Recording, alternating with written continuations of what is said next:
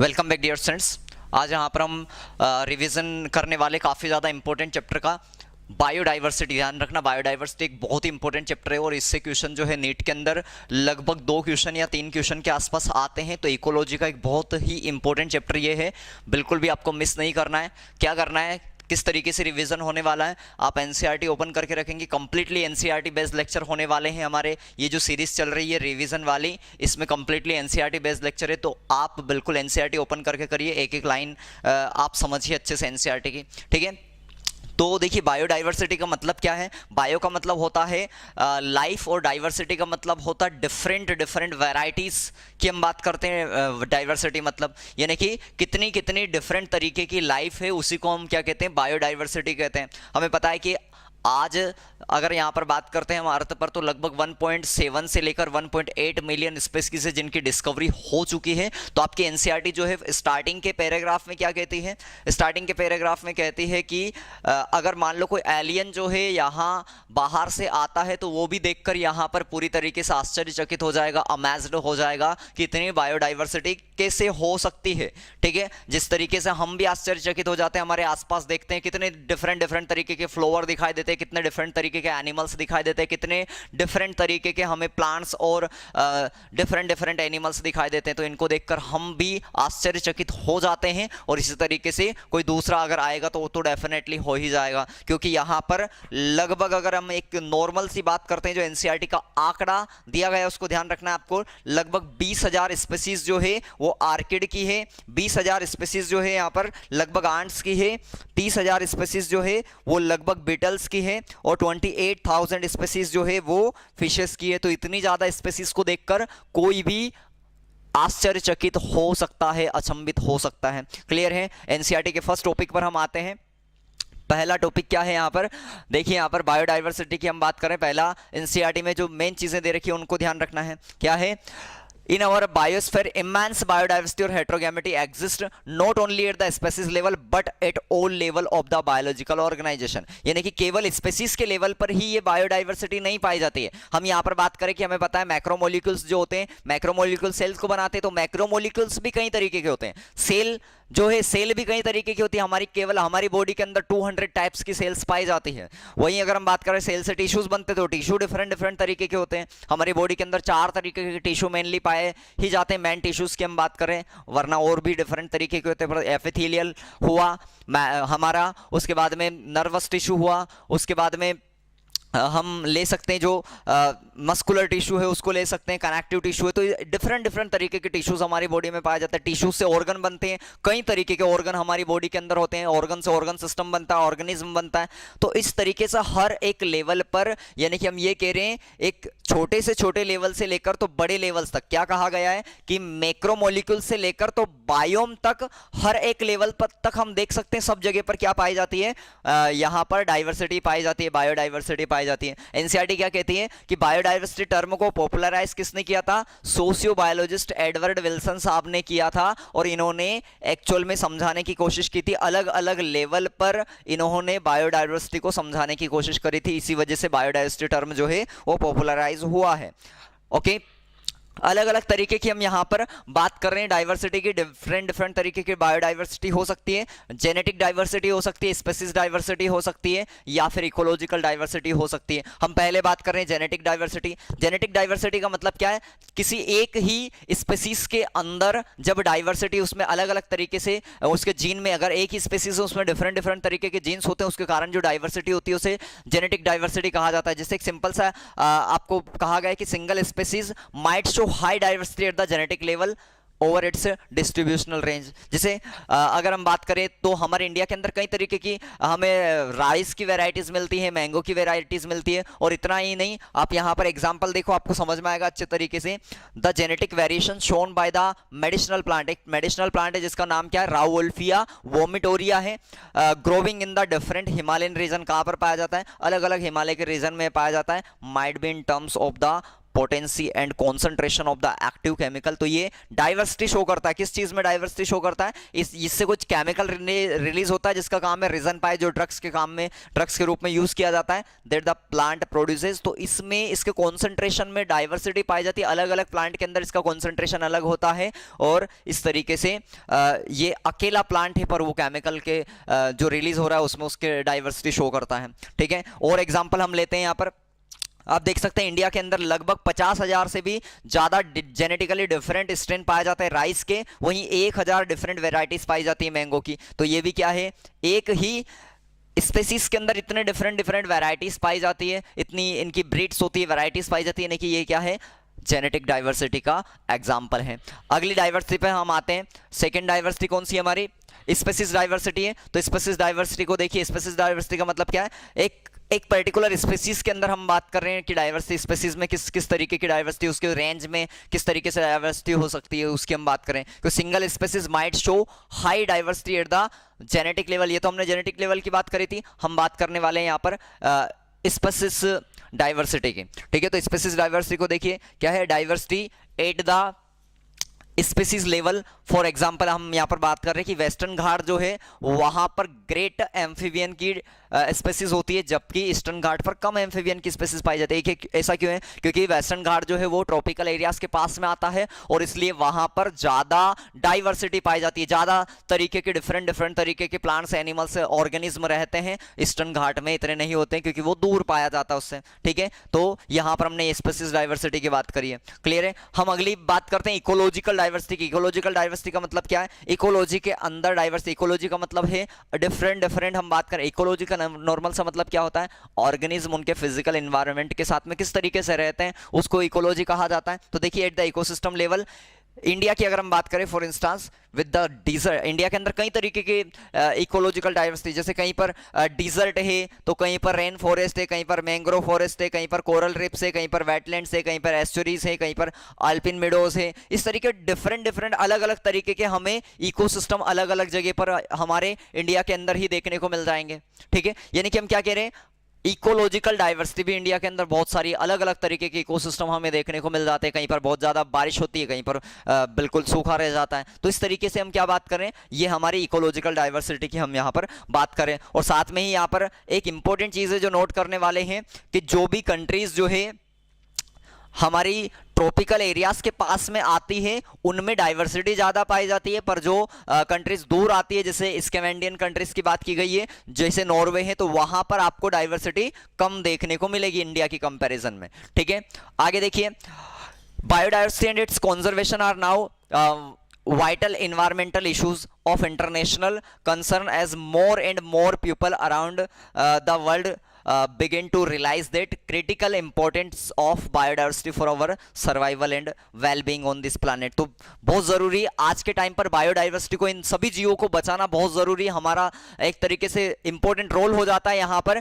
क्योंकि बिना इतनी ज्यादा डाइवर्सिटी के इकोसिस्टम स्टेबल रह ही नहीं सकता है। आगे हम बात करेंगे किस तरीके से कि इकोसिस्टम कब स्टेबल होगा। इकोसिस्टम जब स्टेबल होगा जब ज्यादा से ज्यादा बायोडाइवर्सिटी, ज्यादा से ज्यादा डाइवर्सिटी पाई जाती है, क्योंकि जितनी ज्यादा डाइवर्सिटी होगी उतना ज्यादा प्रोडक्शन होगा और इतना ही ज्यादा इकोसिस्टम जो है स्टेबल रह पाएगा। क्लियर है, तो इसलिए हमारा एक इंपॉर्टेंट रोल हो चुका है कि किस तरीके से बायोडाइवर्सिटी को कंजर्व किया जाए। क्लियर है, तो देखिए यहां पर हम इसीलिए बात करने वाले, how many species are there on earth and how many in India, यानी कि कितनी अभी तक अर्थ पर स्पीसीज है और इंडिया में कितनी स्पीसीज है, इनकी हम यहां पर बात करने वाले हैं। क्लियर है, तो देखिए यहां पर एक हमने बात की कि since there are a published record of all the species discovered and named, हमें पता है कि जितनी भी स्पीसीज डिस्कवर होती है उनकी नेमिंग कर ली जाती है और उनका एक पब्लिश रिकॉर्ड रखा जाता है। तो उसके बेसिस पर हम यहाँ पर बात करें, we know how many species in all have been recorded so far, but it is not easy to answer the question of how many species there are on the earth। यानी कि आज हमारे पास में रिकॉर्ड तो है जिन जिन की खोज हुई है, पर हम ये नहीं कह सकते कितनी और बाकी है, क्योंकि कोई अंदाजा नहीं लगा सकते एग्जैक्ट। तो एग्जैक्ट तो हम कह ही नहीं सकते कि कितनी स्पीसीज और डिस्कवर हो सकती है, पर एक नॉर्मल तरीके से हम अंदाजा मोटा मोटा सा अंदाजा लगा सकते हैं कि कहां कितनी स्पीसीज इसकी हो सकती है, उसकी हम यहां पर बात करने वाले हैं। तो देखिए यहाँ पर IUCN का रिकॉर्ड हम ले रहे हैं। According to the International Union for Conservation of Nature and Natural Resources, IUCN के 2004 के डेटा के अनुसार हम बात करें, the total number of plants and animal species described so far is slightly more than 1.5 million. इन्होंने कहा कि जो अभी तक खोज हुई है वो लगभग 1.5 मिलियन, 15 लाख से थोड़ी बहुत ज्यादा हो सकती है, but we have no clear idea of how many species are yet to be discovered and describe. परंतु आइडिया ये नहीं है कि कितनी और अभी डिस्कवर हो सकती है, कितनों की और खोज होना बाकी है, ध्यान रखना अच्छे से। तो इसलिए अब यहां पर डिफरेंट तरीके के साइंटिस्ट आए और उन्होंने चीजें बताते रहे टाइम। देखिए यहां पर एस्टिमेट वेराई ग्रुप्स, यानी कि हम ये कह सकते हैं कि ये जो एस्टिमेट से वो वेराई करता है, इसके आंकड़े चेंज हो सकते हैं। जैसे कि species inventories are more complete in temperate than in tropical countries. यहां पर बात की गई है कि ट्रॉपिकल कंट्रीज में बहुत ज्यादा बायोडाइवर्सिटी है, तो वहां पर ज्यादा स्पीसीज की खोज होना बाकी है, और हम ये कह सकते हैं कि टेम्परेट एरियाज में अधिकतर स्पीसीज की खोज कंप्लीट हो चुकी है, वहां पर इतनी ज्यादा स्पीसीज हमें नहीं मिलेगी, क्योंकि टेम्परेट कंट्रीज जो है वहां पर बायोडाइवर्सिटी कम पाई जाती है, तो इसलिए वहां पर हमें कम मिलेगी डाइवर्सिटी। पर जब हम बात करेंगे कि ट्रॉपिकल एरियाज के अंदर, तो वहां पर बहुत ज्यादा डाइवर्सिटी की खोज होना बाकी है अभी भी। Widely and many of them are only educated guess, और हमने यहां पर कई तरीके के आंकड़े भी लिए हैं जहां पर हम मान सकते हैं कि इतनी डाइवर्सिटी की खोज होना बाकी है, पर ये सारे के सारे एक एजुकेटेड गेस किए गए हैं, हम एग्जैक्ट स्पीसीज को तो पता लगा ही नहीं सकते हैं। फॉर मेनी टैक्सोनॉमिक, अब आगे देखिए, for many taxonomic estimates vary widely and many of them are only educated guess. For many taxonomic groups, species inventories are more complete in temperate that in tropical countries। तो हम क्या बात कर रहे हैं, वही बात कर रहे हैं कि अभी तक ट्रॉपिकल एरियाज के अंदर बहुत ज्यादा डिस्कवरी होना बाकी है, जबकि टेम्परेट एरियाज के अंदर मैक्सिमम डिस्कवरी हो चुकी है, क्योंकि वहां पर थोड़ी कम स्पीसीज पाई जाती है। ये इंपॉर्टेंट एग्जाम देखना है, एनसीईआरटी के एक एक चीज जो आपको यहां पर दिखाई दे रही है। देखिए यहां पर, considering that N overwhelming large proportion of the species waiting to be discovered are in the tropics। तो हमने ये कहा कि बहुत ज्यादा संख्या में ट्रॉपिकल एरियाज में अभी खोज होना बाकी है। Biologist make a statistical comparison of the temperate tropical species richness of an exhaustively studied group of insect and extrapolate this ratio to the other groups of animal and plants to come up with a gross estimate of the total number of species on the earth।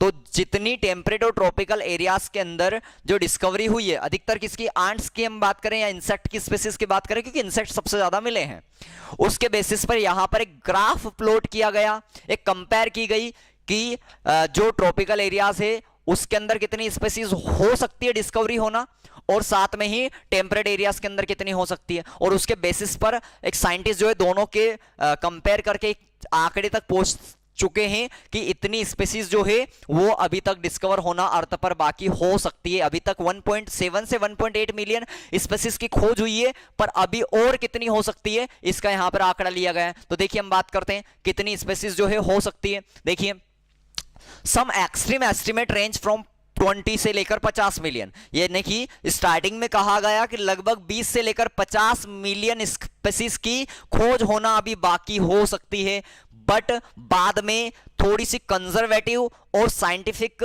तरीके से sound यानी कि एक बात की गई जो Robert मे के द्वारा कहा गया। तो रॉबर्ट मे साहब ने क्या कहा, एक बेटर तरीके से बताया इसके बारे में। ध्यान रखना क्या कहा था रॉबर्ट मे ने, रॉबर्ट मे की ये याद रख लेना, इन्होंने कहा कि ग्लोबल स्पीसीज डाइवर्सिटी लगभग 7 मिलियन के आसपास हो सकती है। बिल्कुल नोट करके याद रख लेना। तो ग्लोबल मिलियन कितनी डाइवर्सिटी हो सकती है, लगभग 7 मिलियन के आसपास हो सकती है, और यही मेन आंकड़ा है। पहले माना गया था 20 से लेकर 50 मिलियन, पर वो पूरी तरीके से साइंटिफिक नहीं था। आज ये नहीं कह सकते कि ये भी बिल्कुल करेक्ट है, ठीक है, क्योंकि ये भी एक एस्टिमेट ही लगाया गया है। ध्यान रखना, कोई करेक्ट तो हम कह ही नहीं सकते जहां तक डिस्कवरी नहीं हो, क्योंकि हो सकता है और ज्यादा हो, ठीक है, या फिर कम भी रह जाए, क्योंकि लगातार स्पीसीज खत्म भी तो होती जा रही है।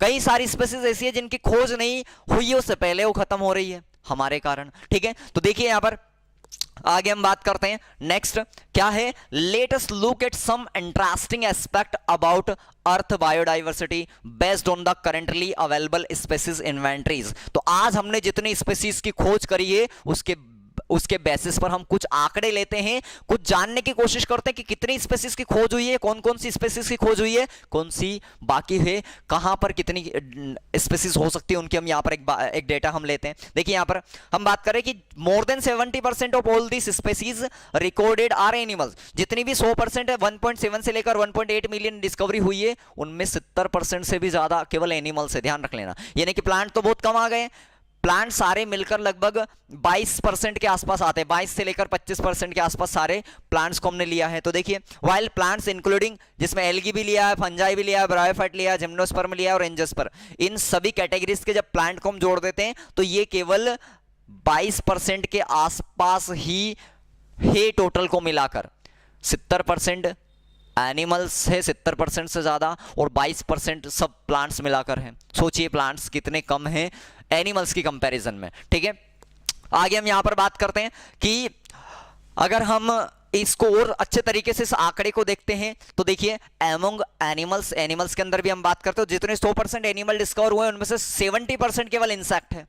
और इंसेक्ट को कहां पर रखा गया? आर्थ्रोपोडा के अंदर रखा गया। इसीलिए हम क्या कहते हैं, आर्थ्रोपोडा एनिमल किंगडम का सबसे बड़ा फाइलम है, ध्यान रखना। तो देखिए animal, among animals insect are the most species rich taxonomic groups making up more than 70% of the total. यानी कि हम ये कह सकते हैं कि मान लो जितने 10 एनिमल डिस्कवर हुए हैं उन 10 में से 7 कौन है?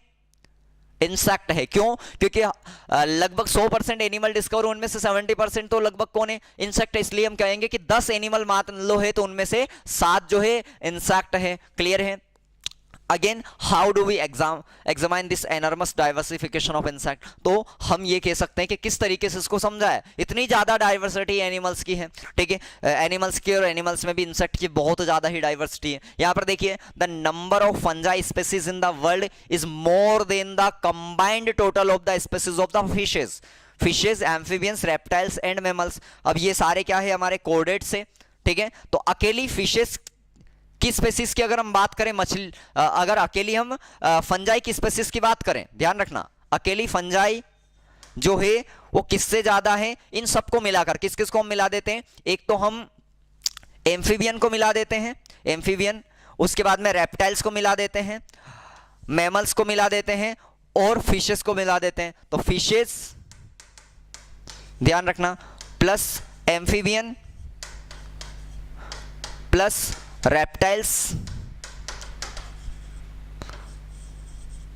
प्लस मेमल्स, इन सबको जब हम मिला देते हैं तब इनसे भी ज्यादा अकेली कौन है? फंजाई है। ध्यान रख लेना अच्छे से। तो फंजाई में बहुत ज्यादा डाइवर्सिटी है, बहुत ज्यादा डाइवर्सिटी फंजाई के अंदर पाई जाती है। इसीलिए फंजाई को हमने एक सेपरेट किंगडम के अंदर रख दिया, किंगडम फंजाई। ध्यान रख लेना। क्लियर है? और फिगर आपको जो एनसीईआरटी का दे रखा है 15.1 में बायोडाइवर्सिटी को आपको शो किया गया है कि किस तरीके के कौन से ग्रुप के अंदर कितनी बायोडाइवर्सिटी होती है, उस फिगर को आपको देखना है, ठीक है। तो देखिए ये डायग्राम आपको एनसीईआरटी का दे रखा है, इसको आपको अच्छे से देखना है और इसको याद भी रखना है, ठीक है। यहां से कई बार एनसीईआरटी नीट में क्वेश्चन पूछे जा चुके हैं, तो आपको अच्छे से याद रखना है। इंसेक्ट सबसे ज्यादा है, अगर हम यहां पर बात करते हैं तो इंसेक्ट इसमें सबसे ज्यादा है, ठीक है। ये किसकी बात कर रहे हैं हम? यहां पर बात की गई है हमारे इन्वर्टेब्रेट्स वगैरह की, तो इन्वर्टेब्रेट्स के अंदर इंसेक्ट सबसे ज्यादा है, मोलस्कन, उसके बाद में अदर एनिमल ग्रुप है, उसके बाद मोलस्कन है और मोलस्क के बाद में क्रस्टेशिया ग्रुप है। क्रस्टेशिया जो है वो भी आर्थ्रोपोडा के अंदर ही आता है, ध्यान रखना। तो मैक्सिमम जो इन्वर्टेब्रेट्स है उसमें तो सारे में से कौन है? केवल आपको मैक्सिमम अमाउंट में क्या देखने को मिल रहा है? केवल आर्थ्रोपोडा फाइलम देखने को मिल रहा है। यहां पर अगर हम बात करें वर्टेब्रेट्स की बात करें तो वर्टेब्रेट्स में जो है फिशेस सबसे ज्यादा है।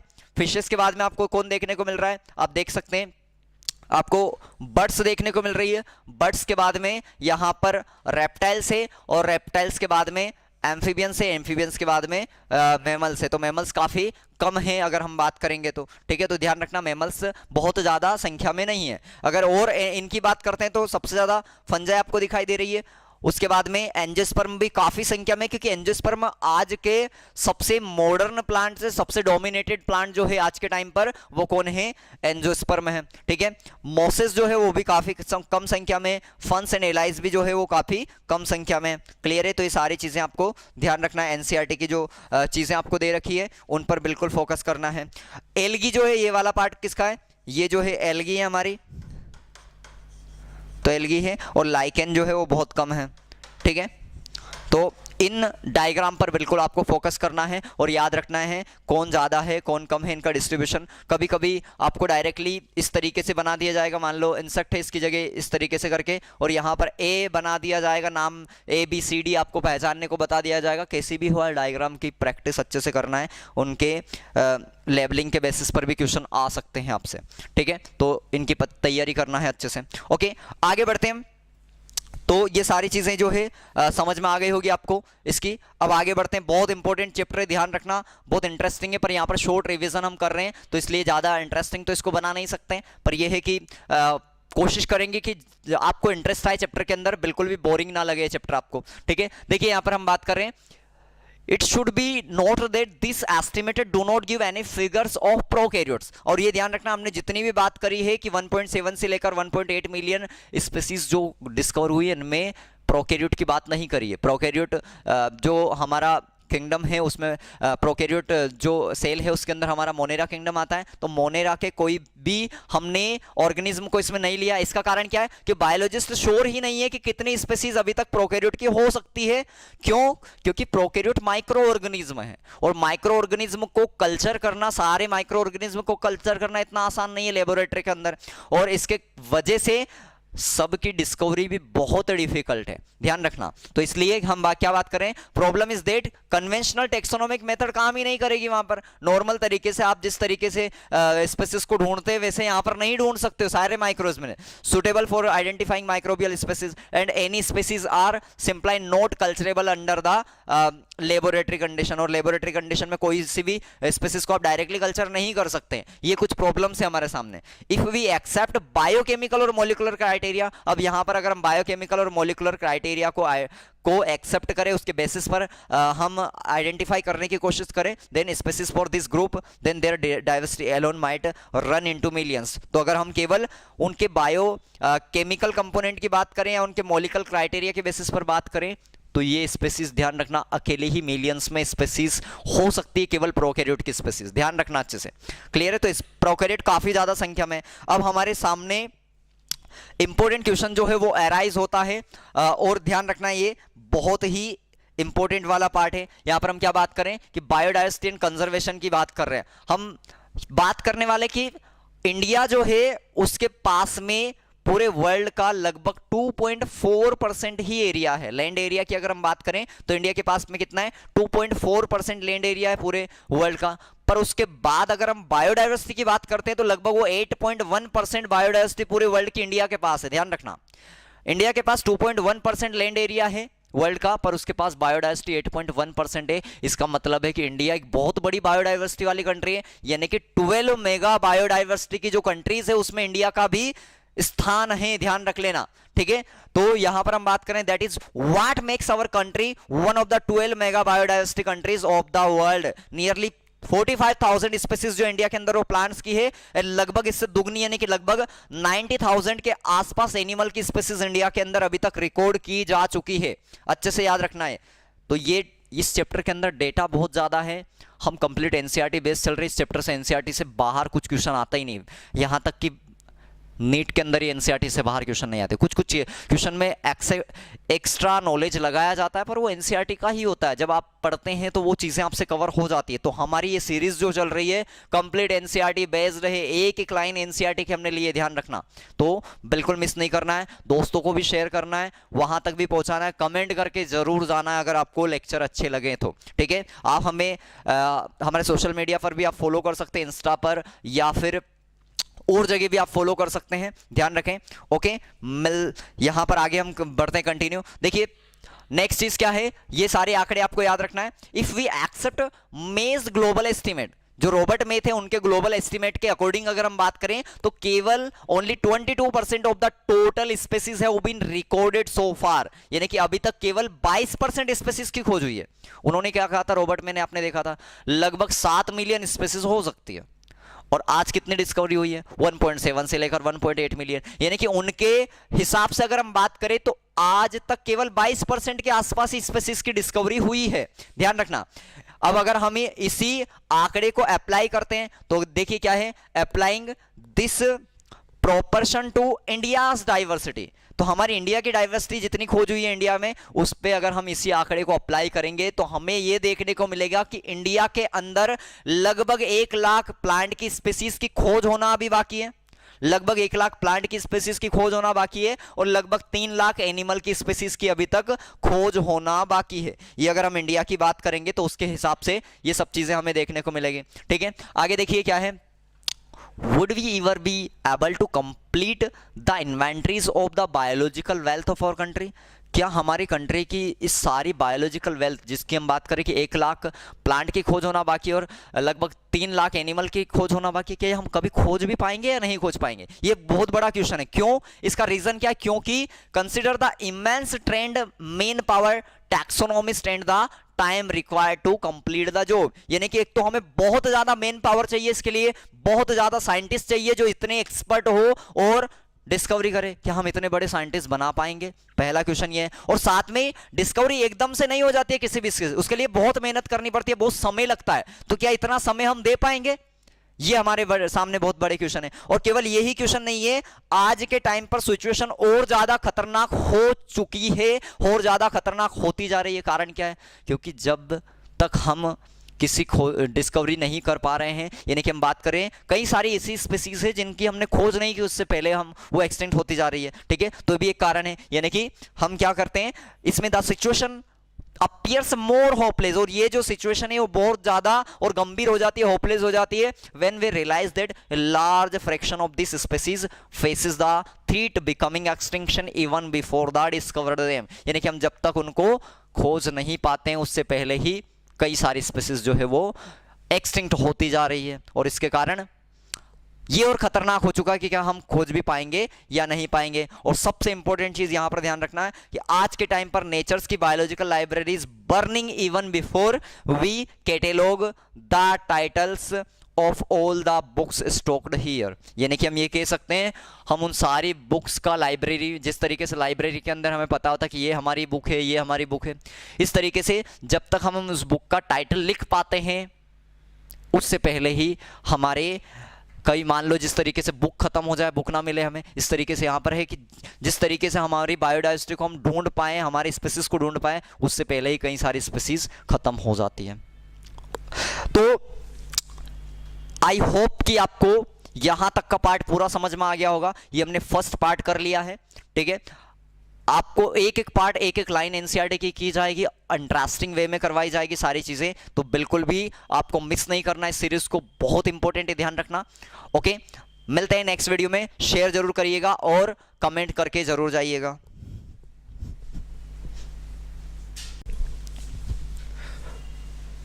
Welcome back dear students.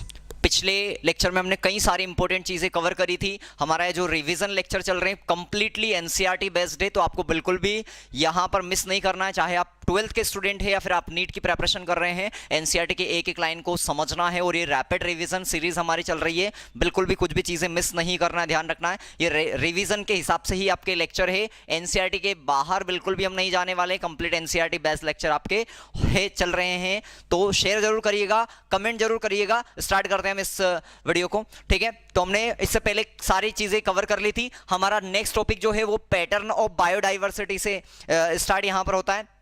ध्यान रखना, हम यहां पर क्या बात करें, बायोडाइवर्सिटी का मतलब ही क्या है, यानी कि डिफरेंट डिफरेंट तरीके के ऑर्गेनिज्म का होना, अलग अलग तरीके के वैरायटीज ऑफ ऑर्गेनिज्म का पाया जाना। तो यहां पर अगर हम बात करते हैं तो पूरी दुनिया के अंदर बायोडाइवर्सिटी का पैटर्न एक जैसा नहीं है, क्योंकि वेरिएशन पाई जाती है। कुछ जगह पर हमें ज्यादा स्पेसीज देखने को मिलती है तो कुछ जगह पर स्पेसीज कम देखने को मिलती है। यानी कि ये पैटर्न जो है वेराई करता है। कुछ कुछ जगह पर, पर्टिकुलर जगह पर, जैसे इक्वेटर वाली जगह हो, वहां पर ज्यादा बायोडाइवर्सिटी देखने को मिलेगी, तो पोलर एरियाज में हमें कम देखने को मिलती है। ठीक है, उसी की हम यहां पर बात करने वाले हैं इसके अंदर। तो देखिए यहां पर क्या बात कर रहे हैं, लैटिट्यूडनल ग्रेडियंट एक इंपॉर्टेंट रोल प्ले करता है। यहां पर लैटिट्यूड के हिसाब से हमें देखने को मिलती है बायोडाइवर्सिटी। क्या है यहां पर, biodiversity of plants and animals is not uniform, यानी कि सब जगह पर एक जैसी नहीं है through out the world, but shows A rather uneven distribution. यानी कि यहां पर हमें अलग अलग तरीके से अनइवन डिस्ट्रीब्यूशन देखने को मिलता है। कहीं पर ज्यादा स्पीसीज देखने को मिलती है तो कहीं पर कम स्पीसीज हमें देखने को मिलती है। many group of animals or plants, there are interesting pattern in diversity, the most well known being the latitude gradient in diversity. तो लैटिट्यूड के हिसाब से हमें वेरिएशन यहाँ पर देखने को मिलती है डाइवर्सिटी के अंदर। ध्यान रखना सारी एनसीईआरटी की चीजें ही है, बिल्कुल भी मिस नहीं करना, एक एक एनसीईआरटी की लाइन को समझना है। देखिए आगे क्या लिखा हुआ, एनसीईआरटी क्या कहती है हमारी कि in general species diversity decreases as we move from away from the equator towards the pole. क्या कहा गया है, जैसे जैसे हम इक्वेटर से पोल की तरफ जाते हैं वैसे वैसे डाइवर्सिटी कम होती जाती है, यानी कि इक्वेटर पर डाइवर्सिटी ज्यादा होती है और पोल पर डाइवर्सिटी कम होती है। हमारे इंडिया इक्वेटर के पास में आता है, इस वजह से इंडिया के अंदर बहुत ज्यादा बायोडाइवर्सिटी है। पर वहीं पर अगर आप जैसे स्कैंडिनेवियन कंट्रीज को ले ले, नॉर्वे वगैरह ऐसी कंट्रीज को ले ले, वहां पर आपको बहुत कम डाइवर्सिटी देखने को मिलेगी। क्लियर है? देखिए आगे एनसीईआरटी क्या कहते हैं, विद वेरी फ्यू एक्सेप्शन, यानी कि कुछ ही ऐसे एक्सेप्शन है जहां पर ऐसा हो सकता है कि इक्वेटर वाले एरियाज में कम डाइवर्सिटी मिले और पोलर पर एरियाज पर ज्यादा मिले, पर अधिकतर जगह आपको और क्या मिलेगा, सब जगह पर इक्वेटर पर ज्यादा होगी और पोलर एरियाज में कम डाइवर्सिटी देखने को मिलेगी। परंतु अगर हम बात करते हैं कि ट्रॉपिक्स वाला एरियाज जो है, यानी कि ट्रॉपिकल एरियाज जो है, वहां पर हमेशा बायोडाइवर्सिटी ज्यादा ही देखने को मिलती है। तो लैटिट्यूडनल रेंज कौन सी हम लेंगे यहां पर, 23.5 नॉर्थ से लेकर 23.5 साउथ तक मैक्सिमम डाइवर्सिटी पाई जाती है, have more species than the temperate और पोलार एरियाज। तो टेम्परेट और पोलार एरियाज से हमेशा यहां पर हमें ज्यादा डाइवर्सिटी ही देखने को मिलेगी, ध्यान रख लेना अच्छे से, ठीक है। तो ये आपको याद रखना है क्योंकि एनसीईआरटी की किसी भी लाइन को यहां पर पूछा जा सकता है। आपको यहां पर आपको वापस दे रखा है कि कोलंबिया जो कि पास में है इक्वेटर के पास में, तो ध्यान रखना कोलंबिया कहां पर है, इक्वेटर के पास में, उसमें लगभग 1400 स्पीसीज जो है वो बर्ड्स की है, जबकि न्यूयॉर्क थोड़ा सा दूर है, लगभग 41 डिग्री नॉर्थ में है, वहां पर कितनी है, 105 स्पीसीज है। और ग्रीनलैंड जो 71 नॉर्थ में है, 71 डिग्री नॉर्थ में है, उसमें केवल कितनी है, 56 स्पीसीज है बर्ड्स की। यानी कि जैसे जैसे आप क्या जा रहे हैं, इक्वेटर से दूर होते जा रहे हैं, वैसे वैसे स्पीसीज जो है वो कम होती जा रही है। यहां पर हमने बर्ड्स की स्पीसीज के बेसिस पर कवर किया है, तो ध्यान रखना है कोलंबिया के अंदर 1400 स्पीसीज है बर्ड्स की, जबकि न्यूयॉर्क के अंदर 41 डिग्री नॉर्थ पर है तो उसमें 105 स्पीसीज है, जबकि ग्रीनलैंड के अंदर 56 स्पीसीज है क्योंकि वो 71 डिग्री पर नॉर्थ में है, इसलिए ध्यान रखना। तो लगातार आप क्या देख रहे हैं, जैसे जैसे इक्वेटर से हम दूर जाते जा रहे हैं वैसे वैसे स्पीसीज कम होती जा रही है, ठीक है। आगे हम बात करते हैं इसके बाद में, देखिए क्या कहती है एनसीईआरटी अगली चीज कि एक फॉरेस्ट इन ए ट्रॉपिकल रीजन लाइक इक्वाडोर, एक जो इक्वाडोर का फॉरेस्ट है वो ट्रॉपिकल रीजन के अंदर आता है, उसमें लगभग 10 गुना ज्यादा स्पीसीज पाई जाती है वास्कुलर प्लांट की, नॉर्मल तरीके के टेम्परेट रीजन के फॉरेस्ट, जैसे कि यूएसए का जो मिडवेस्ट वाला फॉरेस्ट है ये कहां पर आता है, टेम्परेट रीजन में आता है, तो इससे लगभग 10 गुना ज्यादा वास्कुलर प्लांट की स्पीसीज कहां पर पाई जाती है, इक्वाडोर के फॉरेस्ट में पाई जाती है, क्योंकि इक्वाडोर का फॉरेस्ट जो है वो इक्वेटर रीजन के अंदर आता है, ध्यान रखना अच्छे से। वहीं अगर हम बात करते हैं एक हमारा अमेजन रेन फॉरेस्ट जो कि दुनिया का सबसे बड़ा जंगल है, सबसे ज्यादा यहां पर बायोडाइवर्सिटी पाई जाती है, यहां की हम बात करें कहां पर पाया जाता है, ट्रॉपिकल अमेजन रेन फॉरेस्ट कहां पर है, साउथ अमेरिका के अंदर है, ध्यान रखना। इसमें सबसे ज्यादा बायोडाइवर्सिटी अर्थ की लगभग 40,000 स्पीसीज यहां पर प्लांट की है, लगभग 3,000 फिशेस की स्पीसीज है। वहीं अगर हम बात करें तो 1 के आसपास रेप्टाइल्स की है लगभग, एंड मोर देन 1,25,000 इन्वर्टेब्रेट्स की स्पीसीज है यहां पर, ठीक है। वहीं यानी कि 1300 स्पीसीज बर्ड्स की है यहां पर, 4 to 7 मेमल्स की स्पीसीज है, 4 to 7 ही यहां पर एम्फीबियंस की स्पीसीज है, 378 जो है रेप्टाइल। ये स्पीसीज जो दे रखी है इनको जोड़ के भी याद रखना, ये सब वर्टिब्रेट्स की कितनी स्पीसीज है, इनवर्टिब्रेट्स की, तो ये वर्टिब्रेट्स की हम बात कर रहे हैं यहां पर। अगर प्लांट की बात करें तो 3000, यानी कि प्लांट के कितने 40,000 है, फिशेस की बात करें तो कितनी है 3000 स्पीसीज है लगभग, और 1300 बर्ड्स की स्पीसीज है, 427 यहां पर मैमल्स की स्पीसीज है, 427 ही यहां पर एम्फीबियंस की स्पीसीज है, 378 जो है यहां पर रेप्टाइल्स की स्पीसीज है, और 1,25,000 इनवर्टेब्रेट्स की स्पीसीज है। ये तो ये सारे वर्टेब्रेट, कभी कभी क्वेश्चन एक सिंपल सा भी पूछा गया एक बार एग्जाम के अंदर, ये पूछा गया है कि वर्टेब्रेट और इनवर्टेब्रेट की स्पीसीज में को आपको डायरेक्टली, तो ये सारी जोड़ देना तो वर्टेब्रेट्स की स्पीसीज आ जाएगी, किन कौन से की, फिशेस की जोड़ दो, 1300 बर्ड्स की जोड़ दो, 427 मैमल्स की जोड़ दो, एम्फीबियंस की स्पीसीज जोड़ दो, और रेप्टाइल्स की स्पेसीज को जोड़ दो तो ये आपकी किसकी आ जाएगी, वर्टेब्रेट्स की स्पेसीज आ जाएगी। इनवर्टेब्रेट्स की ऑलरेडी दे रखी है, तो ऐसे भी क्वेश्चन पूछा गया, कभी कभी आप गलत कर देते हैं, डायरेक्टली उनने बर्ड्स वगैरह इन्हें ना दिया और आपको ऑप्शन में दे दिया, क्या या करेक्ट बात है या इनकरेक्ट बात है, उस तरीके से क्वेश्चन भी पूछा गया। ध्यान रखना, ऐसे छोटी छोटी गलतियां नहीं करना आपको, ठीक है।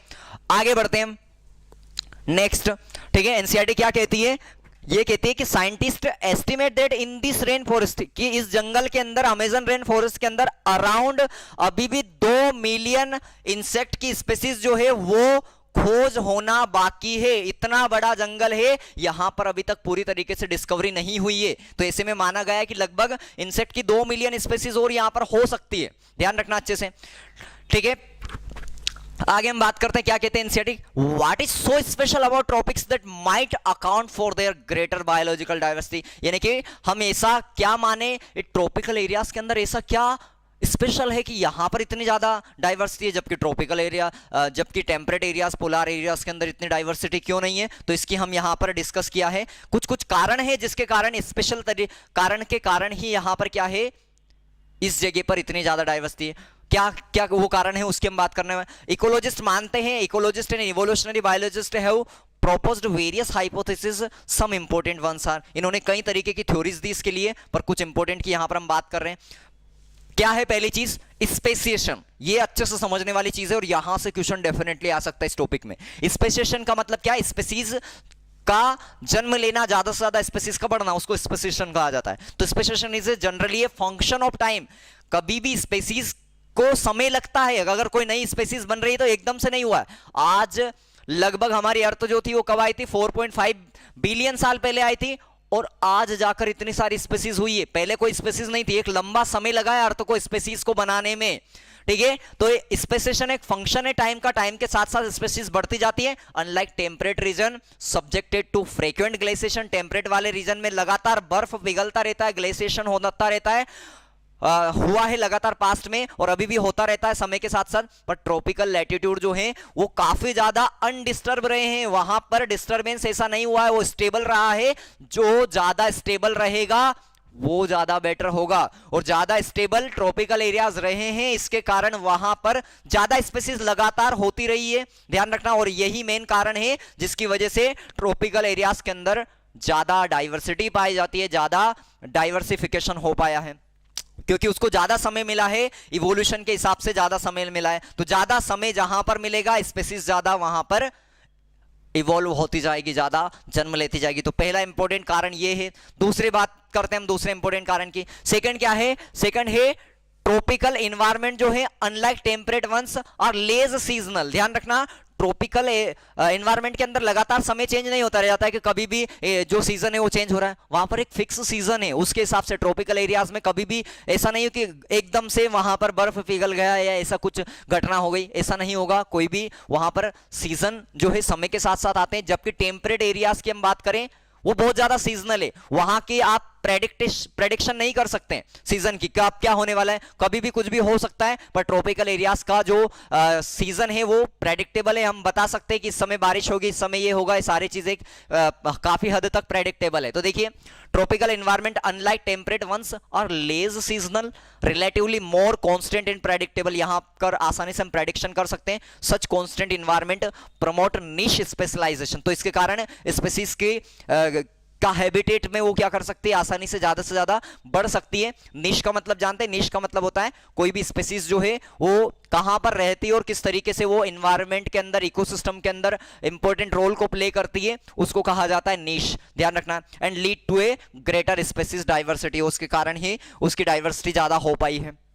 आगे हम बात करते हैं यहां पर अगली इंपॉर्टेंट चीज, तीसरी वाली इंपॉर्टेंट बात क्या है, क्यों यहां पर ट्रॉपिकल एरियाज के अंदर ज्यादा डाइवर्सिटी पाई जाती है, इसकी हम बात कर रहे हैं। There is more solar energy available in tropics, तो ट्रॉपिकल एरियाज के अंदर सोलर एनर्जी ज्यादा अवेलेबल है, और इसके कारण क्या होगा, प्रोडक्टिविटी भी ज्यादा होगी, क्योंकि पूरी तरीके से जो प्लांट्स है वो प्रोडक्टिविटी के लिए सोलर एनर्जी पर ही डिपेंड है। जब सनलाइट नहीं आएगी तो फोटोसिंथेसिस कैसे कर पाएंगे, तो फोटोसिंथेसिस सोलर एनर्जी पर डिपेंड है, और इसी वजह से प्रोडक्टिविटी भी उस पर डिपेंड है। तो ज्यादा प्रोडक्टिविटी यहां पर होती है, और इसके कारण this in turn might contribute indirectly to greater diversity, और इसके कारण ही ज्यादा डाइवर्सिटी है। तो ये तीन इंपॉर्टेंट हमने तरीके देखे क्यों ट्रॉपिकल एरियाज के अंदर ज्यादा डाइवर्सिटी पाई जाती है। आगे हम बढ़ते हैं, अगली इंपॉर्टेंट चीज क्या है, स्पेसीज एरिया रिलेशनशिप बहुत इंपॉर्टेंट कॉन्सेप्ट है, कई बार क्वेश्चन नीट के अंदर पूछा गया है डायरेक्टली, और 12th वाले स्टूडेंट है बिल्कुल भी मिस नहीं करना है। देखो पहली चीज तो ध्यान रखना, स्पेसीज एरिया रिलेशनशिप का मतलब क्या है, एरिया के को हम जैसे जैसे बढ़ाते हैं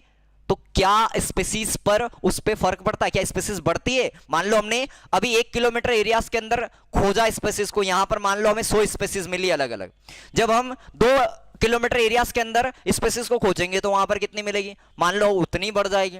तो उसके हिसाब से हम बात करें, स्पेसीज जो है एरिया को बढ़ाने के साथ साथ स्पेसीज बढ़ती है या नहीं बढ़ती है, उसकी बात कर रहे हैं स्पेसीज एरिया रिलेशनशिप में। ठीक है, तो इसके लिए बहुत बढ़िया कॉन्सेप्ट दिया था, बहुत बढ़िया तरीके से किसने बताया था, एलेक्जेंडर साहब ने बताया था। नाम क्या था उनका, एलेक्जेंडर वॉन हम्बोल्ट। इनके बारे में बहुत अच्छे से समझना है, और ये इस का एक सबसे इंपॉर्टेंट टॉपिक में से एक है जिसमें स्टूडेंट को कंफ्यूजन भी रहता है, तो इसमें आपको बिल्कुल कंफ्यूज नहीं होना चाहिए। तो देखिए, during his pioneering and extensive exploration in the wilderness of South American jungle, इन्होंने काम कहां पर किया था, साउथ अमेरिकन जंगल के अंदर ये खोज कर रहे थे, कई सारी तरह काम कर रहे थे। तो ग्रेट जर्मन नेचुरलिस्ट थे एंड जोग्राफर, जिनका नाम क्या, अलेक्जेंडर वॉन हम्बोल्ट साहब ने क्या किया, ऑब्जर्व किया that within region species richness increase with increasing explored area but only up to a limit. इन्होंने कहा कि जैसे जैसे किसी एरिया के जैसे जैसे किसी भी पर्टिकुलर ज्योग्राफिकल एरिया के अंदर हम मान लो एरिया बढ़ाते जाते हैं, वैसे वैसे स्पेसीज भी बढ़ती जाती हैं, परंतु एक लिमिट तक बढ़ती है, हमेशा नहीं बढ़ती है। मान लो लगातार आपने 5 किलोमीटर में एरिया में देखा, पहले स्टार्टिंग में आपको 1 किलोमीटर एरिया के अंदर आपको 100 स्पेसीज मिल गई थी, अगले 2 वाले में 200 मिल गई, अगले 3 वाले में 300 मिल गई, 500 मिल गई 5 किलोमीटर एरिया में, पर एक लिमिट तक। फिर ज्यादा जब बढ़ाते जाएंगे तो लगातार नहीं बढ़ेगी। ठीक है, तो लगातार शुरू में स्पेसीज बढ़ते जाती है, पर एक लिमिट तक बढ़ती है, उसके बाद में स्पेसीज जो है उतनी ज्यादा हमें नहीं मिलती है जितनी शुरुआत में मिल रही होती है। क्यों, क्योंकि वही सेम तरीके की स्पेसीज जो है वहां पर रिपीट होने लग जाती है, इसलिए। तो ये चीज इन्होंने कही, और इसको एक ग्राफ के थ्रू भी इन्होंने समझाया था, उसको आपको समझना अच्छे तरीके से। क्लियर है, ध्यान रखना अच्छे से। तो देखिए, आपको पहले ये चीज समझना है, in fact there the relation between species richness and area for a wide variety of taxa, यानी कि इन्होंने कई सारे टेक्सा में ये बात करी, जैसे एंजियोस्पर्म की बात करी, plants, birds, bats, fresh water fishes, इन सब में जब देखा तो एक ग्राफ प्लॉट किया, तो एक ग्राफ कैसा आया, रेक्टेंगुलर हाइपरबोला आया। मैंने यानी कि शुरू में सभी इन ऑर्गेनिज्म की स्पेसीज को जब हम खोज रहे तो सबकी बढ़ रही थी, पर एक जगह पर जाकर वो फिर नहीं बढ़ रही थी, एक लिमिट तक जाकर वो आगे बहुत ज्यादा नहीं बढ़ रही थी। तो इस तरीके से ग्राफ कैसा आया, रेक्टेंगुलर हाइपरबोला आया। ठीक है, जब इन्होंने लोगारिथम स्केल पर इस ग्राफ को देखा तो वो कैसा आया, वो स्ट्रेट लाइन आया है। हम देखेंगे अभी इस ग्राफ को। ठीक है, ये एक इक्वेशन जो है इसको बिल्कुल समझने की जरूरत है आपको। ये ग्राफ है हमारा, ठीक है, समझने वाली चीजें सारी चीजों को।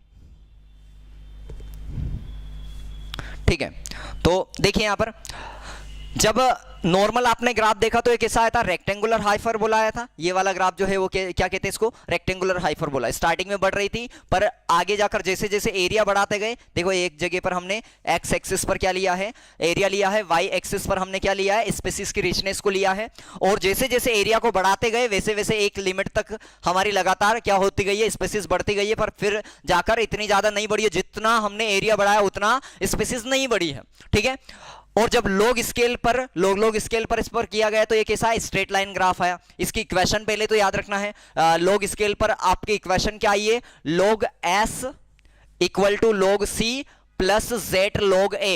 ठीक है, ये ध्यान रखना है। यहां पर a का मतलब क्या है, एरिया है, s का मतलब क्या है, स्पेसीज की रिचनेस है, z जो है वो स्लोप है लाइन का, जिसको रिग्रेशन कोएफिशिएंट भी कहा जाता है, और c जो है ये y इंटरसेप्ट है। तो ये एक एक चीज का यहां पर ध्यान रखना जरूरी, क्योंकि क्वेश्चन सबसे पूछा जाता है। ठीक है, अगली इंपॉर्टेंट चीज तो ये आपको अच्छे से याद रखना है, और यहां पर याद रखना है रेक्टेंगुलर हाइपरबोला में क्या, s इक्वल टू सी ए की पावर z, ये भी ध्यान रखना है अच्छे से। तो पहले इक्वेशन को अच्छे से समझना है, इक्वेशन बहुत अच्छे से याद होनी चाहिए, इक्वेशन में एक एक चीजें याद होनी चाहिए। तो ग्राफ कैसा आया था, रेक्टेंगुलर हाइपरबोला आया था, और जो हमारी लॉग स्केल है उस पर कैसा आया है, लीनियर ग्राफ आया है। ध्यान रखना अच्छे से। आगे हम बढ़ते हैं यहाँ से।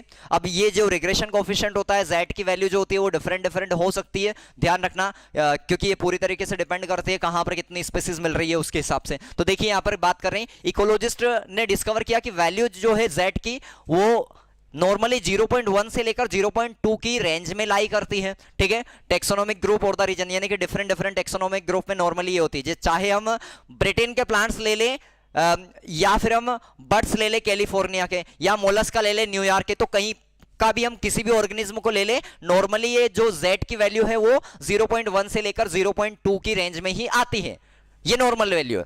The slope of the regression line are amazingly similar, यानी कि अधिकतर जगह पर, ये सब जगह पर स्लोप हमें क्या देखने को मिलता है, सिमिलर ही देखने को मिलता है, परंतु कुछ जगह पर हमें अलग चीजें भी देखने को मिलती हैं। But if you analyse the species area relationship among very large areas, यानी कि एक बहुत बड़ी जगह पर आप इसको देखने की कोशिश करते हैं, जैसे कि एक पूरा कॉन्टिनेंट आपने ले लिया, तो ऐसी जगह पर आपको क्या देखने को मिलेगा, ये जो ग्राफ है, ये जो स्लोप है, आपको उसकी वैल्यू थोड़ी सी स्टीपर हो जाएगी। स्टीपर मतलब वो तिरछा हो जाएगा, क्लियर है। तो ये ग्राफ कैसा हो जाएगा, स्टीपर हो जाएगा, तिरछा हो जाएगा, ध्यान रख लेना। और Z की वैल्यू यहां पर बढ़ जाएगी 0.6 से लेकर 1.2 में हो जाएगी। ऐसा क्यों होगा, क्योंकि वहां पर ज्यादा एरिया बढ़ाने पर स्पीसीज ज्यादा बढ़ रही है, इसलिए ग्राफ कैसा हो जाता है, स्टीपर हो जाता है, ध्यान रख लेना यहां पर, ठीक है। ये बड़े कॉन्टिनेंट की बात की गई है, जब किसी बड़े कॉन्टिनेंट में इसकी वैल्यूज को फाइंड आउट किया जाता है। तो यहां पर जैसे एक एग्जांपल लिया है, फ्रूगीवोर्स यानी कि जो फ्रूट ईटिंग बर्ड्स हैं, एंड मैमल्स जो हैं in the tropic forest of different continent. अब अलग अलग कॉन्टिनेंट के अंदर डिफरेंट डिफरेंट कॉन्टिनेंट में यहां पर स्लोप जो है उसकी वैल्यू 1.15 हमें मिलती है। तो दिखाई दे रहा है एक बड़े कॉन्टिनेंट में वैल्यू देखी गई है, इसलिए ठीक है। आगे हम बढ़ते हैं, आ गया समझ में। तो देखिए अब यहां पर आखिरी में एनसीईआरटी एक क्वेश्चन पूछती है आपसे, how do steeper slope mean in this context. यहां पर इस स्टीपर स्लोप का मतलब क्या है, सिंपल सा है, स्टीपर स्लोप का मतलब है कि वहां पर एरिया बढ़ाने पर स्पीसीज ज्यादा बढ़ती है, ध्यान रख लेना अच्छे से। आगे हम बढ़ते हैं, नेक्स्ट पे आ जाइए आप। अगली चीज क्या दे रखी है, the importance of species diversity to the ecosystem. क्या हमारा इकोसिस्टम है उसमें ये स्पीसीज की इतनी ज्यादा डाइवर्सिटी है, 1.7 से 1.8 मिलियन स्पीसीज है, कि इसका कोई इंपोर्टेंस भी है या फिर कोई काम की नहीं है, इसकी हम वैल्यू समझने वाले हैं यहाँ पर, ठीक है। तो अलग अलग इकोलॉजिस्ट ने अलग अलग वैल्यू इसकी बताई है, क्या क्या बताया है वो हम यहाँ पर बात कर रहे हैं। देखिए, does the number of species in A community really matter to the functioning of the ecosystem। किसी भी कम्युनिटी के अंदर इतनी ज्यादा स्पीसीज होना क्या इकोसिस्टम के लिए, फंक्शन के लिए जरूरी है? क्या इकोसिस्टम काम नहीं करेगा अगर कम स्पीसीज हो जाएगी, या फिर ज्यादा स्पीसीज होगी तो क्या इकोसिस्टम को कोई फर्क पड़ेगा? इसकी हम यहां पर बात करने वाले हैं। तो देखिए क्या है, this is a question for which ecologist have not been able to give a definite answer. और इस क्वेश्चन का अभी तक कोई आंसर इकोलॉजिस्ट नहीं दे पाए सही तरीके से, ठीक है।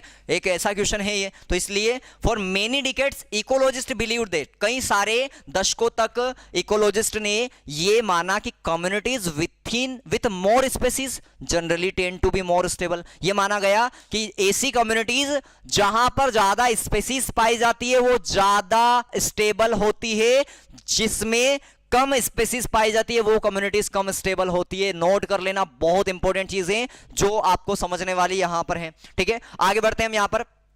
देखिए इसके लिए आगे और बेटर तरीके से डेविड टिलमैन साहब ने बताया, उसकी हम यहां पर बात करेंगे। देखिए कहा गया what exactly stability for a biological community. एक बायोलॉजिकल कम्युनिटी के लिए स्टेबिलिटी का मतलब क्या है? स्टेबिलिटी का मतलब है जहां पर ज्यादा वेरिएशन ना हो, सीजन यानी कि वहां के एनवायरमेंट में ज्यादा वेरिएशन ना हो, जहां पर प्रोडक्टिविटी ज्यादा हो, ठीक है। ये सब एक्चुअल में क्या है, मतलब है इसका, कम्युनिटी स्टेबिलिटी का मतलब है। तो देखिए यहां पर स्टेबल कम्युनिटी का मतलब है, stable community should not show too much variation in the productivity. एक स्टेबल कम्युनिटी का मतलब है कि वहां की प्रोडक्टिविटी में साल दर साल ज्यादा चेंजेस नहीं होना चाहिए। जितना बायोमास एक साल में प्रोड्यूस हो रहा है उसके थोड़ा बहुत चेंज हो सही है, पर बहुत ज्यादा ऊपर नीचे नहीं होना चाहिए। उसके बाद अगली चीज, it must be either resistant और रिसाइलेंट टू ओकेजनल डिस्टर्बेंसेस। यानी कि जो नेचुरल या मैन मेड चेंजेस होते हैं उसके प्रति ज्यादा चेंजेस नहीं आना चाहिए। जहां पर ज्यादा डाइवर्सिटी होती है वहां पर बहुत ज्यादा कोई भी ऐसे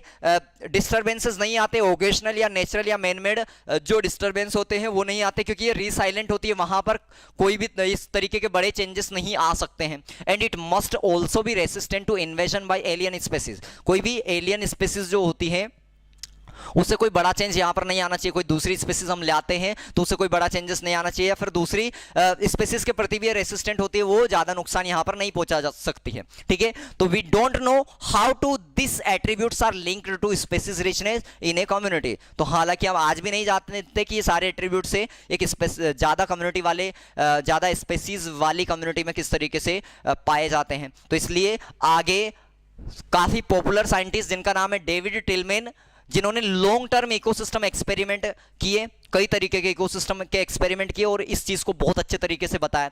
using outdoor plots provide some tentative answers. तो इन्होंने इस चीज के प्रति कुछ अच्छे तरीके से आंसर बताए। क्या कहा इन्होंने कि टिलमैन ने पाया कि plots with more species showed less year two year variation in total biomass, यानी कि जिनके अंदर भी, जहां जिस भी कम्युनिटीज के अंदर ज्यादा स्पेसीज पाई जाती है उसमें साल दर साल जो बायोमास का प्रोडक्शन हो रहा है, जो प्रोडक्शन हो रहा है उसमें बहुत कम चेंजेस आ रहे हैं, बहुत कम वेरिएशन आ रहे हैं। ध्यान रखना अच्छे से। और उन्होंने बताया he also showed that in his experiment increased diversity contribute to higher production. यानी कि एक चीज ध्यान रखना, यहां से एक चीज निकल के आई है जो बार बार रिपीट हो रही है कि जहां पर भी स्पेसीज की रिचनेस ज्यादा होगी, स्पेसीज रिचनेस जहां पर भी ज्यादा होगी, डायरेक्टली प्रोपोर्शनल है प्रोडक्टिविटी के, वहां पर प्रोडक्टिविटी भी ज्यादा होगी। ध्यान रख लेना, जहां पर स्पेसीज की रिचनेस ज्यादा है वहां पर प्रोडक्टिविटी भी ज्यादा है, बायोमास का प्रोडक्शन वहां पर ज्यादा होगा और वो साथ में ही स्टेबल प्रोडक्शन भी होगा। जितना साल दर साल बायोमास प्रोडक्शन हो रहा है वो स्टेबल रहेगा, ज्यादा चेंजेस उसके अंदर नहीं आएंगे। तो ये एक बहुत बड़ा फायदा है ज्यादा स्पेसीज होने का। अगर कहीं पर स्पेसीज कम है तो वो जो इकोसिस्टम है वो अनडिस्टर्ब हो जाएगा एक समय के बाद में, वहां पर इतना प्रोडक्शन नहीं हो पाएगा और वो प्रोडक्शन जो है साल दर साल वहां का बायोमास जो होगा वो चेंज भी होता जाएगा। ठीक है, तो ये बात बहुत बड़ी यहां पर कही थी डेविड टिलमैन ने, ध्यान रखना अच्छे से। साथ में also we may not understand completely how species richness contribute to the well being of an ecosystem, यानी कि इकोसिस्टम किस तरीके से इससे बहुत अच्छे तरीके से रहता है। आज भी ये प्रॉपर नॉलेज तो नहीं है, पर ये एक सच बात है कि जहां पर भी स्पेसीज ज्यादा होती है वहां का प्रोडक्शन ज्यादा होता है और वहां का एनवायरनमेंट थोड़ा स्टेबल पाया जाता है। We know enough to realize that rich biodiversity is not only essential for ecosystem health, यानी कि हम ये कह सकते हैं कि बायोडाइवर्सिटी का ज्यादा होना केवल इकोसिस्टम के हेल्थ के लिए जरूरी नहीं है, but imperative for the very survival of the human race on this planet. परंतु इस हमारे प्लैनेट पर, इस हमारी धरती पर, इस हमारी पृथ्वी पर ह्यूमन को सरवाइव करने के लिए भी बहुत जरूरी है। अगर ज्यादा जो डाइवर्सिटी नहीं होगी तो ऐसे में food chain, food web disturb हो जाएगा और ह्यूमन की लाइफ जो है वो भी बहुत ही खराब हो जाएगी। ठीक है, आगे देखिए। At a time when we are losing species at an alarming stage, पर आज ऐसा समय है जब हम बहुत तेजी से स्पेसीज को खोते जा रहे हैं, लगातार लूज करते जा रहे हैं, ये आज हम देख पा रहे हैं। ठीक है, आगे देखिए। One might ask, does it really matter to us if a few species become extinct? और आज हमें एक सोचने वाली बात है कि क्या ये रियली मैटर करता है कि अगर स्पेसीज जो है वो लगातार खत्म होती जा रही है तो क्या इससे हमें नुकसान होने वाला है या नहीं होने वाला है? इसका हम आंसर यहां पर फाइंड आउट करने वाले हैं। देखिए, would western Ghat ecosystem be less functional if one of the tree frog species is lost forever? क्या जो वेस्टर्न घाट का इकोसिस्टम है वो कम फंक्शनल हो जाएगा जब वहां की कोई एक आध ट्री की, फ्रॉग की स्पेसीज जो है वो खत्म हो जाएगी? तो बिल्कुल हो जाएगा। आगे देखिए। How is our quality of life affected if say instead of 20,000 we have only 15,000 species of plants on earth? अगर 20,000 चींटियों की जगह केवल 15,000 चींटियां हो जाए तो क्या फर्क पड़ेगा उससे? बिल्कुल पड़ेगा फर्क। आगे चीज यही समझाई गई कि है there are no direct answer to such new question but we can develop a proper perspective through an analogy.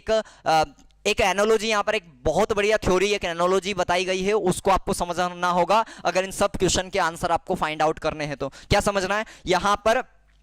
Paul एहरलिच जो कि इकोलॉजिस्ट हैं, उन्होंने एक बहुत बढ़िया चीज बताई है, उसको समझना बहुत जरूरी है हम सभी के लिए। ठीक है, तो पॉल एहरलिच साहब जो एक स्टैनफोर्ड के इकोलॉजिस्ट हैं, उन्होंने क्या बताया है? उनकी थ्योरी का नाम क्या? रिवर्ट पोपर हाइपोथेसिस। क्या नाम है इसका? रिवर्ट पॉपर हाइपोथेसिस है और इसको समझना बहुत जरूरी है, बहुत अच्छे तरीके से इसको बताया है। देखिए क्या कहा है पॉल एहरलिच साहब ने, इन्होंने कहा इफ एन एयर प्लेन, एक एरोप्लेन जो है उसको इन्होंने इकोसिस्टम कहा है, ठीक है, एक एरोप्लेन जो है उसको क्या कहा है इन्होंने, एक इकोसिस्टम कहा है। All parts are joint together using thousand of rivet. इन्होंने कहा कि एक इकोसिस्टम जिस तरीके से हजारों लाखों स्पेसीज से मिलकर बना हुआ है, उस तरीके से एक एरोप्लेन जो है छोटे छोटे नट जो होते हैं उसके रिवेट जो होते हैं उससे मिलकर बना हुआ है। तो इन्होंने कहा कि एक इकोसिस्टम जो है उसको कंपेयर किया गया है यहां पर एरोप्लेन से, ठीक है।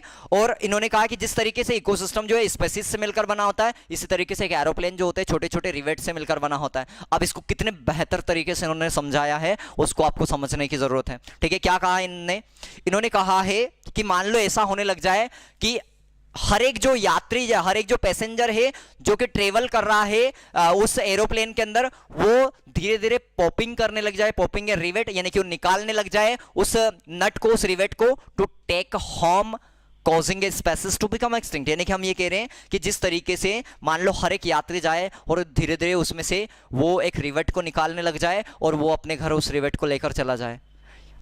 यहां पर बात की गई है कि मान लो एक इकोसिस्टम है, उसके अंदर कई सारी स्पेसीज है, अब धीरे धीरे वो स्पेसीज जो है खत्म होने लग जाए, एक स्पेसीज मान लो खत्म हो गई, फिर धीरे धीरे इस तरीके से रोजाना स्पेसीज उसकी खत्म हो रही है, ठीक है। तो शुरुआत में तो इकोसिस्टम को कोई फर्क नहीं पड़ेगा, क्योंकि शुरू में एरोप्लेन से भी जब वो रिवेट निकाले गए तो उसको शुरुआत में कोई फर्क नहीं पड़ेगा। पर आगे देखिए, it may not affect flight, शुरुआत में इस पे फ्लाइट की सेफ्टी पर कोई अफेक्ट नहीं होगा, ठीक है। प्रॉपर फंक्शन कर रही होगा फ्लाइट भी और इकोसिस्टम भी, थोड़ी बहुत स्पेसीज से फर्क नहीं पड़ेगा, शुरुआत में वो काम कर रहा होगा। पर अगर इसी चीज को हम लॉन्ग टर्म में बात करते हैं तो फिर क्या होगा, तो देखिए, but as more and more rivets are removed, पर जैसे जैसे ज्यादा से ज्यादा रिवेट एरोप्लेन के निकाल दिया जाए, यानी कि इकोसिस्टम की ज्यादा से ज्यादा स्पेसीज जब खत्म हो जाए, देन प्लेन एक दिन ऐसा होगा कि वो बहुत ज्यादा खराब कंडीशन, खतरे की कंडीशन में आ जाएगा, बहुत ज्यादा कमजोर हो जाएगा और एक लंबे समय के पीरियड के बाद में वो खत्म हो जाएगा,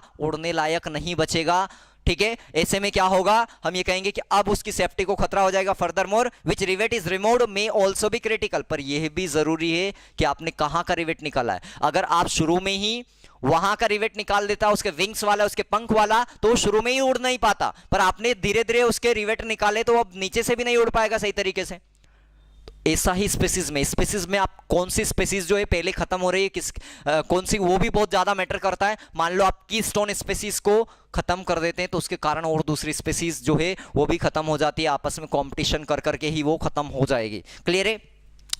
आगे देखिए, तो इसलिए loss of rivets on the wings, यानी कि अगर आपने उसके पंख के ये निकाल दिया या फिर की स्पेसीज को अगर आपने खत्म कर दिया किसी इकोसिस्टम से, तो ऐसे में वो बहुत तेजी से सीरियस कंडीशन में आ जाएगा, is obviously a more serious threat to flight safety. जिस तरीके से इकोसिस्टम की सेफ्टी की हम बात करें, loss of a few rivets on the seats और विंडोज इनसाइड द प्लेन, यानी कि आप जो सीट का या विंडो का निकाल रहे हैं उससे ज्यादा खतरनाक क्या होगा, आप पंख का निकाले। तो इसी तरीके से नॉर्मल एक स्पेसीज खत्म हो रही है और एक की स्पेसीज खत्म हो रही है, उन दोनों में बहुत ज्यादा डिफरेंस है, की स्पेसीज जो होगी उससे ज्यादा नुकसान होगा, ठीक है। तो ये यहां पर बात की गई है। हमने इस लेक्चर के अंदर सारी इंपॉर्टेंट चीजें कवर करी है, इसका लास्ट लेक्चर और होने वाला है, जो थर्ड वाला लेक्चर होगा उसमें पूरा चैप्टर खत्म हो जाएगा। हम बहुत तेजी से कर रहे हैं और सारी एनसीईआरटी की एक एक लाइन कर रहे हैं। आई होप कि आपको लेक्चर बहुत पसंद आएगा। बिल्कुल कमेंट जरूर करिएगा और लाइक और शेयर करना बिल्कुल ना भूलें।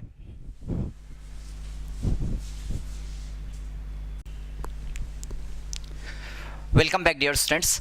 हमने पिछले 2 लेक्चर के अंदर बायोडायवर्सिटी का मैक्सिमम पार्ट जो है वो कवर कर लिया है। हमारा बायोडायवर्सिटी का ये लास्ट लेक्चर है और ध्यान रखें स्टूडेंट, हम काफ़ी ज़्यादा रैपिड स्पीड में चल रहे हैं, यानी कि आप ये कह सकते हैं कि हमारा बायोडायवर्सिटी चैप्टर जो है पूरा 1.5 घंटे के अंदर लगभग आपका फिनिश हो जाएगा, इतनी स्पीड में हमने किया है।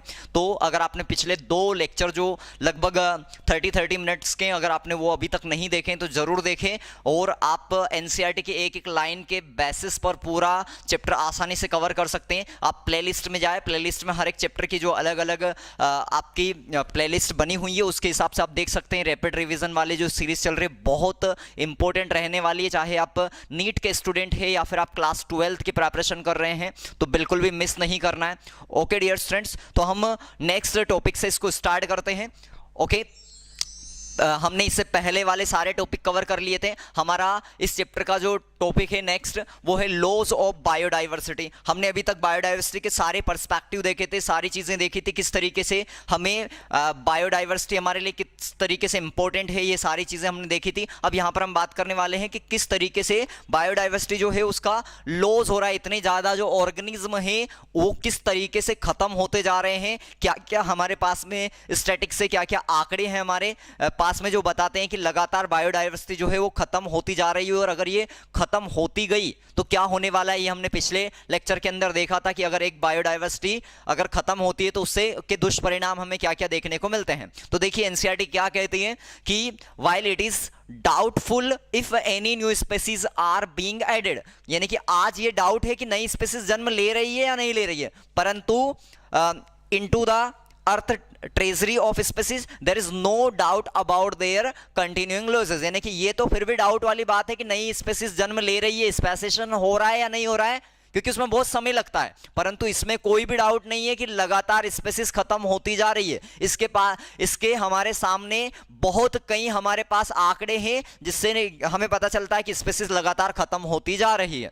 ठीक है, और क्या है, biological wealth of our planet has been declining rapidly, बहुत तेजी से हमारे प्लैनेट की बायोलॉजिकल वेल्थ जो है वो खत्म होती जा रही है। And the accusing finger is clearly pointing to human activities, जब से ह्यूमन जो है वो आए हैं तब से ही सबसे ज्यादा बायोडाइवर्सिटी का लॉस हुआ है, यानी कि हमारी ह्यूमन की एक्टिविटीज के कारण ही बायोडाइवर्सिटी सबसे ज्यादा खत्म हो रही है।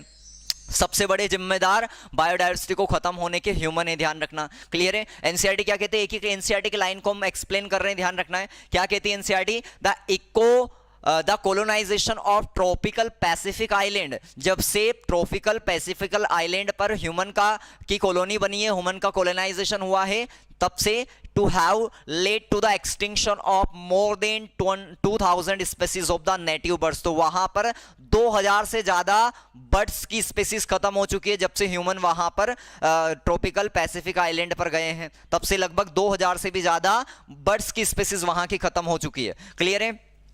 IUCN के रेड लिस्ट 2002 के अकॉर्डिंग इस डेटा के अनुसार अगर हम बात करें तो लगभग 784 स्पीसीज खत्म हो चुकी है पिछले 500 साल में। तो पिछले 500 ईयर्स के अंदर लगभग 784 स्पीसीज खत्म हो चुकी है, जिनमें से 338 जो है वर्टेब्रेट्स की स्पीसीज है, 359 जो है वो इनवर्टेब्रेट्स की स्पीसीज है, और 87 जो है वो प्लांट्स की स्पीसीज है। ये आंकड़ा बिल्कुल ध्यान रखना है, एग्जाम में कई बार पूछा जा चुका है। अब आपको क्योंकि इस चैप्टर के अंदर डेटा बहुत है, ध्यान रखना, तो इसलिए इस डेटा को बिल्कुल आपको याद होना चाहिए। क्वेश्चन स्टेटमेंट टाइप आएंगे, question match the column type आएंगे, तो आपको सही तरीके से यहां पर याद होना चाहिए। क्वेश्चन असर्शन रीजन टाइप आ सकते हैं, तो कैसे भी क्वेश्चन आए आपके कॉन्सेप्ट क्लियर होना चाहिए, डेटा जो है आपका याद रहना चाहिए डेटा, क्योंकि इस चैप्टर में मेनली डेटा से रिलेटेड भी क्वेश्चन पूछे जा सकते हैं। कॉन्सेप्ट भी अच्छा है चैप्टर के अंदर, बहुत बढ़िया चैप्टर है, ध्यान रखना। सोल है बायोलॉजी की, पर क्योंकि अब यहाँ पर हम ज्यादा डीप में नहीं जा सकते, एनसीईआरटी बेस्ड कर रहे हैं, इसलिए हम केवल एनसीईआरटी की चीजें देख रहे हैं। ठीक है, आगे देखिए।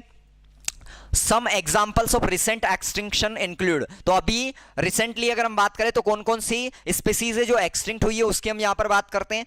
तो काफी पॉपुलर स्पीसीज जैसे डोडो है, डोडो कहां की थी, मॉरिशस की थी, तो एक डोडो ध्यान रखना है, डोडो मॉरिशस की है जो एक्सटिंक्ट हो चुकी है। उसके बाद में यहां पर अगर हम बात करें तो क्वेगा जो है, क्वेगा कहां की थी, अफ्रीका की थी। थाइलेसिन जो थी वो कहां की थी, ऑस्ट्रेलिया की थी। स्टेलर सी काऊ जो थी वो कहां की थी, रशिया की थी। और 3 सब स्पीसीज टाइगर की, कौन कौन सी, बली, जावन और कैस्पियन। ठीक है, ये तीनों भी जो है टाइगर की स्पीसीज खत्म हो चुकी है। अच्छे से ध्यान रखना, इसमें डायरेक्टली पूछा जाता है कौन सी स्पीसीज कौन से कंट्री से बिलोंग करती थी, और ये रिसेंटली एक्सटिंक्शन के हमारे एग्जाम्पल्स हैं। ठीक है, आगे देखिए क्या लिखा है, लास्ट 20 ईयर्स के अंदर अगर केवल आखिरी के 20 साल की हम बात करें तो उसके अंदर लगभग 27 स्पीसीज, 27 स्पीसीज जो है वो डिसअपियर्ड हो चुकी है। तो हमारे पास बायोडाइवर्सिटी के लॉसेस कि कई सारे आंकड़े हैं, कई सारे स्टैटिक्स है जो हमें बताते हैं कि लगातार बायोडाइवर्सिटी खत्म होती जा रही है। ध्यान रखना अच्छे से, क्लियर है। आगे हम बढ़ते हैं, नेक्स्ट आइए। Careful analysis of record shows that, जब हम इन सारे रिकॉर्ड्स की केयरफुल एनालिसिस करते हैं तो हमें पता चलता है कि extinction across taxa are not random, यानी कि ऐसा नहीं हो रहा कि कोई सा भी टेक्सा लगातार रैंडमली जो है खत्म होता जा रहा है, डिसअपियर होता जा रहा है, एक्सटिंक्ट होता जा रहा है।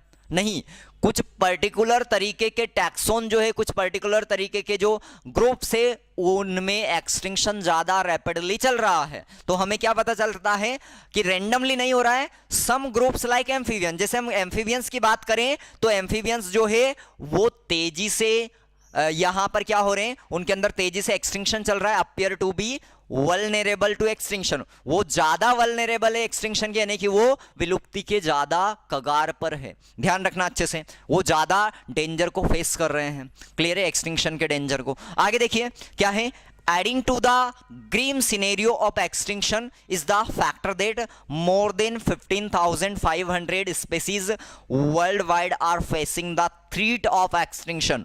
तो एक्सटिंक्शन के कगार पर कितनी स्पेसीज है? 15,500 से ज्यादा स्पेसीज इस समय एक्सटिंक्शन के कगार पर है। ध्यान रखना, ये सभी स्पेसीज की हमने बात करी, प्लांट्स और एनिमल्स की स्पेसीज को जोड़कर हमने यहां पर बात किया है, ठीक है। आगे देखिए क्या बात करें, presently 12% of all bird species, अगर आज की हम बात करें तो लगभग बर्ड्स की स्पेसीज में कितनी, लगभग 12% ऑफ बर्ड स्पेसीज, 23% इनमें मेमल की स्पेसीज है, और 32% of all amphibian species and 31% of all gymnosperm species in the world are face the threat of extinction. ये डेटा जितना भी इस चैप्टर के अंदर है वो बहुत इंपॉर्टेंट है, बिल्कुल भी मिस नहीं करना, एक एक डेटा को आपको याद रखना पड़ेगा। बहुत इंटरेस्टिंग चैप्टर है, जब आप इसको समझते हैं तो आपको एक्चुअल में समझ में आएगा कि क्यों हमें कंजर्व करना चाहिए ऑर्गेनिज्मों को, क्लियर है। तो ये डेटा बिल्कुल ध्यान रखना है। 12% बर्ड की स्पेसीज, मेमल्स की लगभग 32% स्पेसीज, एम्फीबियंस की लगभग 31% स्पेसीज, और जिम्नोस्पर्म की अगर हम बात करें तो उनकी भी स्पेसीज जो है वो लगभग थ्रेट ऑफ एक्सटिंक्शन शो कर रही है, ठीक है। तो 23% मेमल्स की स्पेसीज, 32% एम्फीबियंस की स्पेसीज, 31% जिम्नोस्पर्म की स्पेसीज जो है वो एक्सटिंक्शन के थ्रेट को अभी फेस कर रही है, ठीक है। आगे हम बढ़ते हैं, क्या कहती है एनसीईआरटी हमारी कि from the study of the history of life on earth through fossils, जब हम फॉसिल्स के थ्रू स्टडी जो हमारी अर्थ है उसकी हिस्ट्री की स्टडी करने की कोशिश करते हैं तब हमें कई सारे रिकॉर्ड पता चलते हैं। हम जानते हैं कि we learn that large scale loss of species like the one we are currently witnessing have also happened earlier even before human appeared on the scene. तो जब हम फॉसिल्स के थ्रू जानने की कोशिश करते हैं कि ये अर्थ का इतिहास क्या रहा है स्पीसीज के बारे में, तो हमें एक अचंभित करने वाली जानकारी मिलती है कि जब ह्यूमन नहीं आए थे उस समय भी इस तरीके की स्पीसीज खत्म हुई थी पहले भी, ठीक है। तो ह्यूमन के पहले भी स्पीसीज खत्म होती रही थी लगातार आगे, परंतु आज के टाइम पर अगर हम बात करें ड्यूरिंग द लॉन्ग पीरियड, लगभग 3 बिलियन साल से भी ज्यादा की हम बात कर रहे हैं, पीछे जाने की कोशिश कर रहे हैं, since the origin and diversification of life on earth there were 5 episode of mass extinction of species. तो लगभग इन 3 बिलियन साल के पीरियड में 5 बार पूरी तरीके से स्पेसीज खत्म हो चुकी है और नई नई दोबारा बनी है, यानी कि 5 बार मास एक्सटिंक्शन हो चुका है, यानी कि अब अगला मास एक्सटिंक्शन होगा वो कौन सा मास एक्सटिंक्शन होगा, छठा होगा। ध्यान रखना अच्छे से, क्लियर है। तो ऐसे में हमें क्या पता चलता है, देखिए हाउ इज द नेक्स्ट चीज क्या पता चलती है, देखिए how is the 6th extinction presently in progress different from the previous episode, यानी कि अब जो छठा वाला एक्सटिंक्शन है वो किस तरीके से डिफरेंट होने वाला है पिछले 5 एपिसोड से। क्यों? क्योंकि यहां पर ये अच्छे से ध्यान रखना है, ये जो छठा वाला एक्सटिंक्शन है इसमें डिफरेंस है थोड़ा, ये काफी ज्यादा अलग है पुराने वाले से। क्यों? The difference is in the rate, यानी कि इसकी रेट में डिफरेंस है। ध्यान रखना, रेट मतलब ये बहुत तेजी से हो रहा है। The current species extinction rates are estimated to be 100 to 1000 times faster than in the pre-human times and our activities are responsible for the faster rate. यानी कि हम क्या कह रहे हैं कि आज के समय का जो है वो प्रीवियस से लगभग 100 से लेकर 1000 गुना तेजी से हो रहा है। पहले भी एक्सटिंक्शन हुआ है पर इतनी तेजी से कभी भी एक्सटिंक्शन नहीं हुआ है। आज के टाइम पर एक्सटिंक्शन सबसे ज्यादा तेजी से हो रहा है और इस तेजी से होने के लिए जिम्मेदार ह्यूमन है, हम हैं। हमने बहुत तेजी से हमारे कारण स्पीसीज जो है लगातार खत्म होती जा रही है। आगे क्या कहती है एनसीईआरटी, कहती है कि इकोलॉजिस्ट वार्न दैट, और हमारे जो इकोलॉजिस्ट है लगातार वो हमें चेतावनी दे रहे हैं कि if the present trends continue, अगर यही ट्रेंड लगातार चलता रहा तो nearly half of all the species on earth, जितनी भी अर्थ पर टोटल स्पीसीज है उससे आधी जो है might be wiped out with in the next 100 year. तो आने वाले केवल 100 सालों में ही लगभग पूरी स्पीसीज जो है हमारी अर्थ पर उनमें से आधी खत्म हो जाएगी, अगर यही ट्रेंड लगातार चलता रहा एक्सटिंक्शन का। तो ये हमारे इकोलॉजिस्ट हमें सजेस्ट करते हैं, यानी कि we have to conserve our biodiversity. ठीक है, आगे हम बात करते हैं। ध्यान रखना, एक एक कॉन्सेप्ट इंपॉर्टेंट है, एक एक चीजें ध्यान रखना है, यहाँ पर डेटा बहुत जरूरी है, याद रखने वाली चीजें। ठीक है, और बिल्कुल याद रखें, कमेंट जरूर किया करें आप लोग। अगर आपको लेक्चर पसंद आ रहे हैं तो कमेंट जरूर किया करें और शेयर जरूर किया करें दोस्तों को। ठीक है, आगे देखिए क्या कहती है NCERT, in general loss of biodiversity in region may lead to, अगर मान लो किसी भी एक जगह पर बायोडाइवर्सिटी खत्म होती है तो उसके कारण क्या क्या हो सकता है। पहला ये देखने को मिलेगा कि वहां पर प्लांट का प्रोडक्शन कम होने लग जाएगा, तो प्लांट का प्रोडक्शन जो है प्रोडक्टिविटी वो डिक्रीज होने लग जाएगी। उसके बाद और क्या होगा, lowered resistance to environmental perturbance such as drought and, यानी कि इसकी वजह से क्या होगा, अब जो कोई भी ऑर्गेनिज्म होगा वो रेसिस्टेंट कम हो जाएगा, इन्वायरमेंट के अंदर जो चेंज हो रहे हैं या फिर लगातार जो उसके कारण कोई रेसिस्टेंट कम हो जाएगा और इसकी वजह से उसको क्या हो सकता है, डिसीज आसानी से हो सकती है। ठीक है, उसके अलावा और क्या होगा, increased variation in certain ecosystem process, ecosystem की जो प्रोसेस है उनके अंदर वेरिएशन बढ़ जाएगा। कभी भी अब क्या होने लग जाएगा, कभी भी बारिश होने लग जाएगी, कभी भी ठंड बढ़ने लग जाएगी, कभी भी गर्मी, सीजन जो होगा वेरिएबल हो जाएगा और इसका अल्टीमेट रिजल्ट क्या होगा, इसके कारण प्लांट की प्रोडक्टिविटी पर अफेक्ट होगा। वाटर यूज की हम बात करें, पेस्ट एंड डिसीज साइकिल्स, ये सारी की सारी हमें इनमें वेरिएशन यानी कि गड़बड़ आ जाएगी, सब चीजें क्लियर है। तो ये हमें देखने को मिलेगा अगर क्या होने लग जाए, स्पीसीज लगातार कहीं पर खत्म होने लग जाए तो, बायोडाइवर्सिटी कहीं पर खत्म होने लग जाए तो। ठीक है, बायोडाइवर्सिटी का खत्म होने के कारण क्या है, बहुत इंपॉर्टेंट टॉपिक है, कॉजेज ऑफ बायोडाइवर्सिटी लॉसेज। तो इसके मेन कारण क्या है उसकी हम यहां पर बात करने वाले हैं कि एक्चुअल में बायोडाइवर्सिटी जो खत्म हो रही है, हम बात कर रहे हैं कि बायोडाइवर्सिटी लगातार खत्म होती जा रही है, इसको खत्म होने के मेन कारण क्या है उसकी हम यहां पर बात करने वाले हैं। तो देखिए, the accelerated rate of species extinction that the world is facing now are largely due to the human activities। ये एक मेनली अगर हम बात करें तो सबसे बड़ा जिम्मेदार तो इसके लिए ह्यूमन ही है। ठीक है, देयर आर 4 मेजर कॉजेज, अगर हम बात करें मेन तो 4 कारण सबसे बड़े हैं जिसकी वजह से बायोडाइवर्सिटी खत्म हो रही है, और इन 4 कारण को हमने एक नाम दिया है द इविल क्वाड्रेट। क्या कहा गया है, द इविल क्वाड्रेट। कौन कौन से ये इविल क्वाड्रेट या 4 कारण is the sobriquet use to describe they. अब हम यहां पर इनको एक एक को डिस्क्राइब करने वाले हैं और बहुत इंपॉर्टेंट है, एक भी चीज मिस नहीं कर सकते आप इसमें। ठीक है, पहला हम बात करते हैं habitat loss and fragmentation. Habitat मतलब जहां पर ऑर्गेनिज्म रहते हैं, तो हैबिटेट को हम लगातार उनके घर को खत्म करते जा रहे हैं और उनको जो उनका जंगल वगैरह है उसको हम फ्रेगमेंट में छोटे छोटे टुकड़ों में डिवाइड करते जा रहे हैं, ये ह्यूमन के कारण हो रहा है। तो इसकी वजह से क्या होगा, देखिए क्या बात कर रहे हैं, this is the most important causes driving animals and plants to extinction, और इसके कारण ही सबसे ज्यादा प्लांट या एनिमल खत्म हो रहे हैं। The most dramatic example of habitat loss come from the tropical rain forest. सबसे बेस्ट एग्जांपल या सबसे ड्रामेटिकल एग्जांपल कहां से मिलता है हमें, ट्रॉपिकल रेन फॉरेस्ट से मिलता है। क्या कहा गया है, देखिए एक समय था once covering more than 14% of the earth land surface, यानी कि एक समय था कि ये जो हमारा ट्रॉपिकल रेन फॉरेस्ट था ये लगभग 14% से भी ज्यादा अर्थ के लैंड एरिया को कवर करा करता था, परंतु आज केवल 6% से ज्यादा ये कवर नहीं करता है। ध्यान रखना, ये कि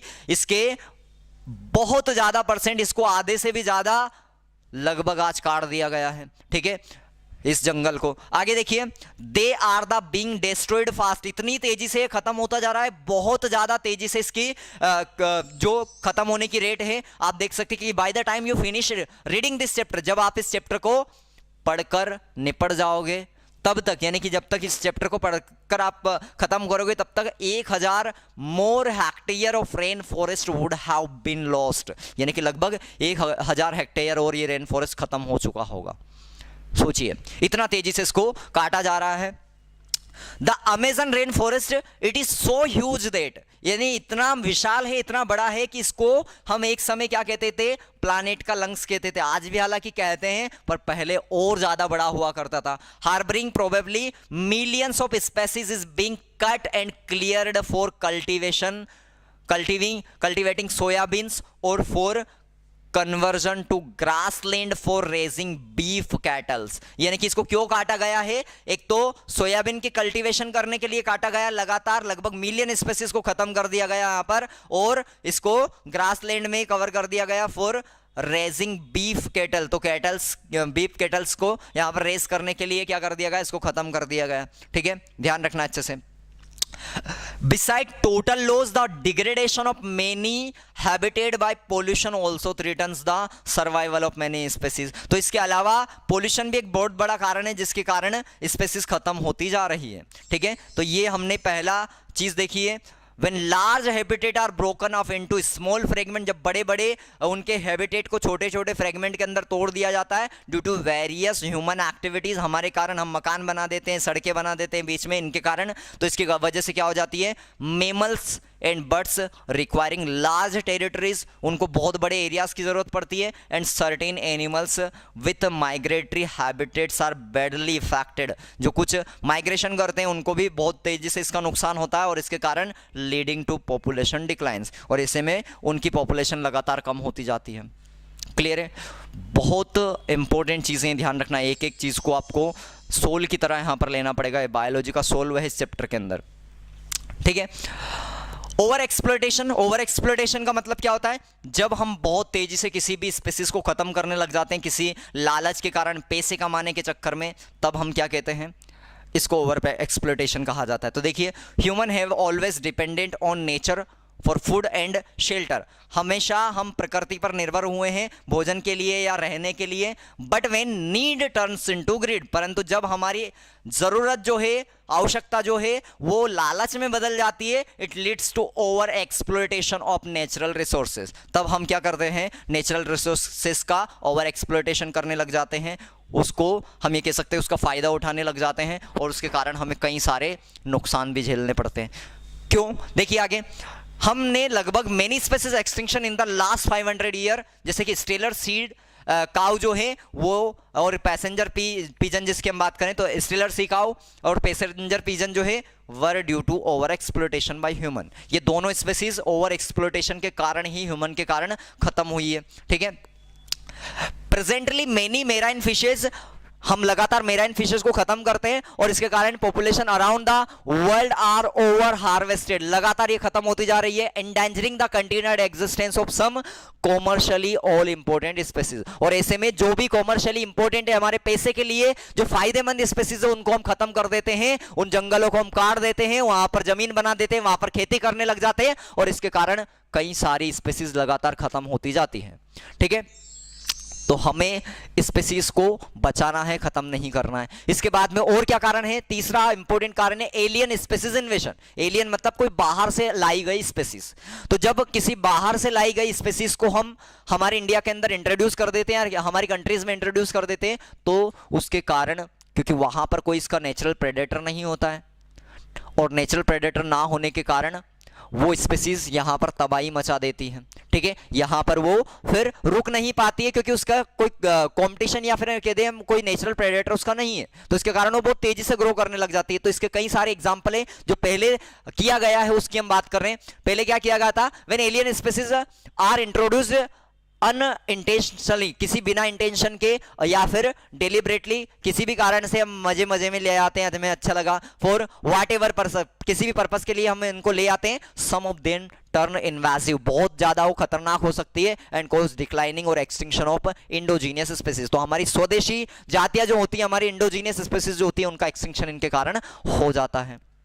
जैसे कि नील पर्च को इंट्रोड्यूस किया गया था लेक विक्टोरिया में, ईस्ट अफ्रीका की, तो ईस्ट अफ्रीका की लेक विक्टोरिया झील जो है उसमें नील पर्च को जब इंट्रोड्यूस किया गया तो उसके कारण eventually to the extinction of in ecologically unique assemblage of more than 200 species of cichlid fish in the lake. तो उस झील के अंदर लगभग 200 स्पीसीज सी चाइल्ड फिश की खत्म हो गई थी जब लेक विक्टोरिया के अंदर नील पर्च को ईस्ट अफ्रीका के अंदर इंट्रोड्यूस किया गया था। तो ऐसे कई सारे एग्जाम्पल है, केवल ये एग्जाम्पल नहीं है जिसमें ऐसा हुआ है।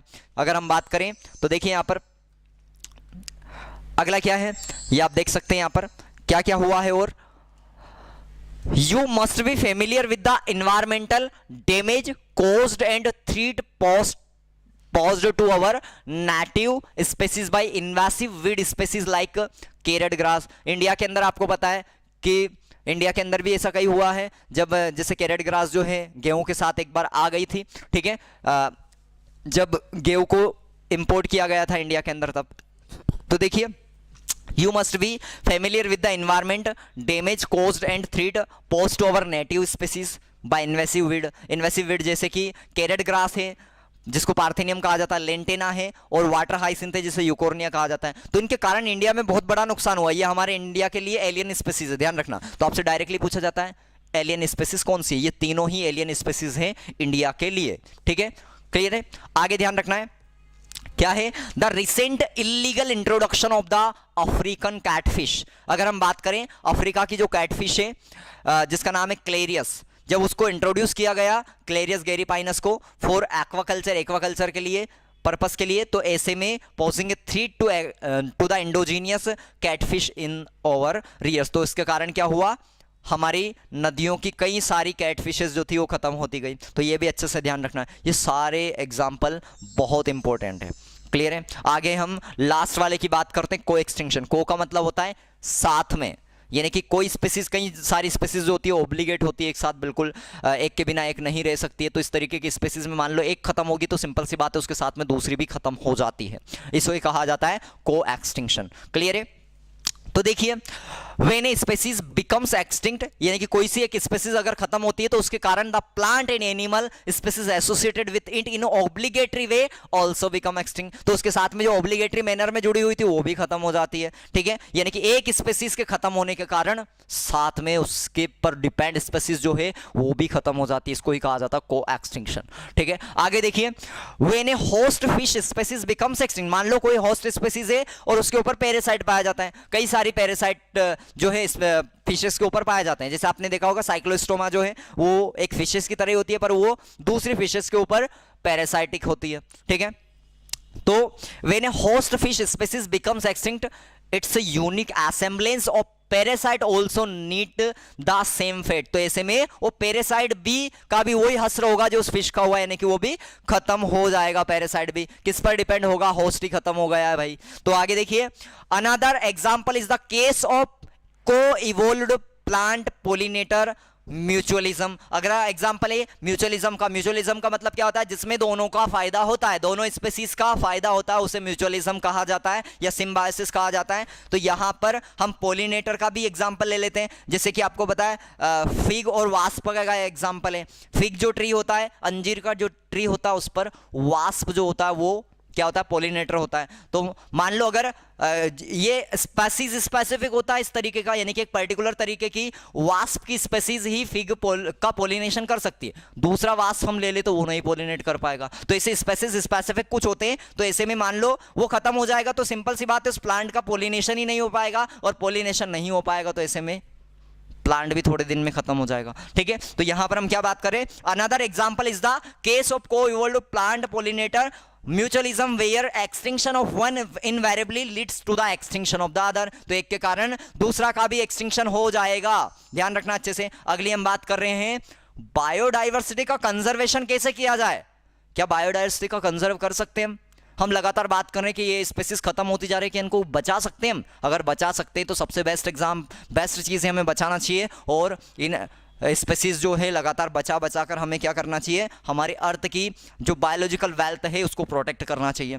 ठीक है, तो हम बात करें कंजर्वेशन की। Why should we conserve biodiversity? क्यों हमें बायोडाइवर्सिटी को कंजर्व करना चाहिए? क्या बायोडाइवर्सिटी हमें क्या दे रही है ऐसा जो कि हमें कंजर्व करना चाहिए? ये प्लांट हमें एनिमल क्या दे रहे हैं? हमारे आसपास प्लांट है, क्या ये हमें कुछ देते हैं सच में भी?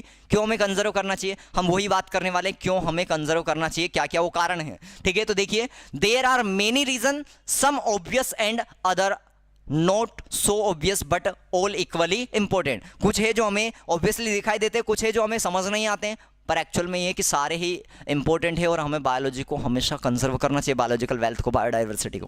ठीक है, तो देखिए, they can be grouped into 3 categories. हमने ये जो कारण है इनको 3 कैटेगरी में डिवाइड कर दिया है। 3 कैटेगरी में हम डिवाइड किया कि क्या क्या कैटेगरीज के हिसाब से क्या कौन कौन ज़्यादा इंपॉर्टेंट है, कौन कौन किस तरीके से इंपॉर्टेंट है और क्यों हमें इनको बायोडाइवर्सिटी को कंजर्व करना चाहिए। पहला हमने नैरोली यूटिलिरियन में लिया है, एक ब्रॉडली यूटिलिरियन में लिया है और एथिकल में लिया। नैरोली यूटिलिरियन का मतलब है जो हमारे डेली लाइफ में यूज होते हैं उन सब चीज़ों को हमने नैरोली यूटिलिरियन में लिया, जिनसे हम पैसे कमा सकते हैं वो सारी चीज़ें। ब्रॉडली यूटिलिरियन में वो लिया जो हमें बायोडाइवर्सिटी एक्चुअल में प्रोवाइड कर रही है, जो दुनिया में कोई चीज़ें नहीं प्रोवाइड कर सकती हैं, जिनका बहुत ज़्यादा वैल्यूज़ हैं, जो एक्चुअल में हमें समझना चाहिए, वो हमने ब्रॉडली यूटिलिरियन में लिया है। और एथिकल में, यानी कि हम आज धरती पर सबसे समझदार प्राणी हैं, तो हमें हमारा धर्म निभाना चाहिए और जो छोटे मोटे ऑर्गेनिज्म है या जो एक्चुअल में सारे ऑर्गेनिज्म है उनको हमें प्रोटेक्ट करना चाहिए, कंजर्व करना चाहिए। तो ये हमने 3 कैटेगरीज में लिया है। सबसे पहला हम बात करते हैं नैरोली यूटिलिरियन का। तो नैरोली यूटिलिरियन के अंदर क्या आता है? The narrowly utilitarian argument for conserving biodiversity are obvious. ये ऑब्वियस तरीके से बताता है हमें क्या क्या, क्योंकि ह्यूमन डिराइव काउंटलेस डायरेक्ट और economics benefits from the nature food, यानी कि फूड, हम बात करें फूड में जैसे सीरियल्स हुए, पल्सेस हुए, फ्रूट्स हुए, ये सारे हम खाने के लिए यूज़ करते हैं। उसके बाद में फायरवुड हुए, फाइबर हुए, उसके बाद में कंस्ट्रक्शन मटेरियल हुआ, इंडस्ट्रियल प्रोडक्ट हुआ जैसे टेनिन्स हुआ, ल्यूब्रिकेंट्स हुआ, डाइज हुआ, रिजाइन हुआ, परफ्यूम हुआ, and product of medicinal importance हुआ। ये सारी चीज़ें हमें मिल रही है, इनके बिना हम नहीं रह सकते हैं। अगर हमें मान लो वेजिटेबल्स, फूड वगैरह सारी चीज़ें ना मिले तो फिर भी हम नहीं रह सकते हैं। अगर हमें इंडस्ट्रियल प्रोडक्ट अगर ना मिले आज के टाइम पर, जो हमारे डेली लाइफ का यूज़ बन चुके हैं, तो हम नहीं रह सकते हैं। आज के टाइम पर जो मेडिसिन बनाई जा रही है और सारे के सारे प्लांट से ही बनाए जा रहे हैं, तो हम फिर भी नहीं रह सकते हैं। ये सारे के सारे हमें बेनिफिट सामने दिखाई देते हैं। More than 25% of the drugs currently sold in the market worldwide are derived from the plants। तो कितना 25% से भी ज्यादा जो है वो प्लांट से ही बना जा रहा है डायरेक्टली। एंड 25,000 सब species of plants contribute to the traditional medicine used by native people around the world. और लगभग 25,000 से भी ज्यादा स्पीसीज जो हमारे यहाँ पर आयुर्वेद चलता है, ट्रेडिशन की तरह एक तरीके से मेडिसिन चलती है, उसमें लगभग 25,000 से भी ज़्यादा प्लांट की स्पीसीज आज इन्वॉल्व है हमारे देश के अंदर। तो ऐसे में बहुत ज़्यादा इंपॉर्टेंट है इन सारी का, ये सारी चीज़ें हमने नैरोली यूटिलिरियन के अंदर ली है, ध्यान रखना। ठीक है, आगे देखिए और क्या कह सकते हैं। Nobody knows how many more medicinally useful plants there are in the tropical rain forest waiting to be explored. और अभी हमें पता नहीं कितने और मेडिसिनल प्लांट है जिनकी एक्चुअल में डिस्कवरी होना बाकी है, और जो ना जाने कितनी सारी बीमारियों का इलाज उनके अंदर हो सकता है। आज हम देखते हैं कि कैंसर का इलाज नहीं है, एड्स का इलाज नहीं है, क्या पता आगे जाकर पॉसिबल हो जाए इन प्लांट्स के अंदर, जब एक्चुअल में हम अमेजन फॉरेस्ट को अगर पूरा खंगाल ले, पूरा डिस्कवर कर ले तो इसलिए बहुत ज़्यादा इंपॉर्टेंस है सारी चीज़ों का। आगे देखिए, with increasing resources put into bio prospecting. अब ये बायो प्रोस्पेक्टिंग का ध्यान रखना, ये टर्म कई बार एग्जाम में पूछा गया।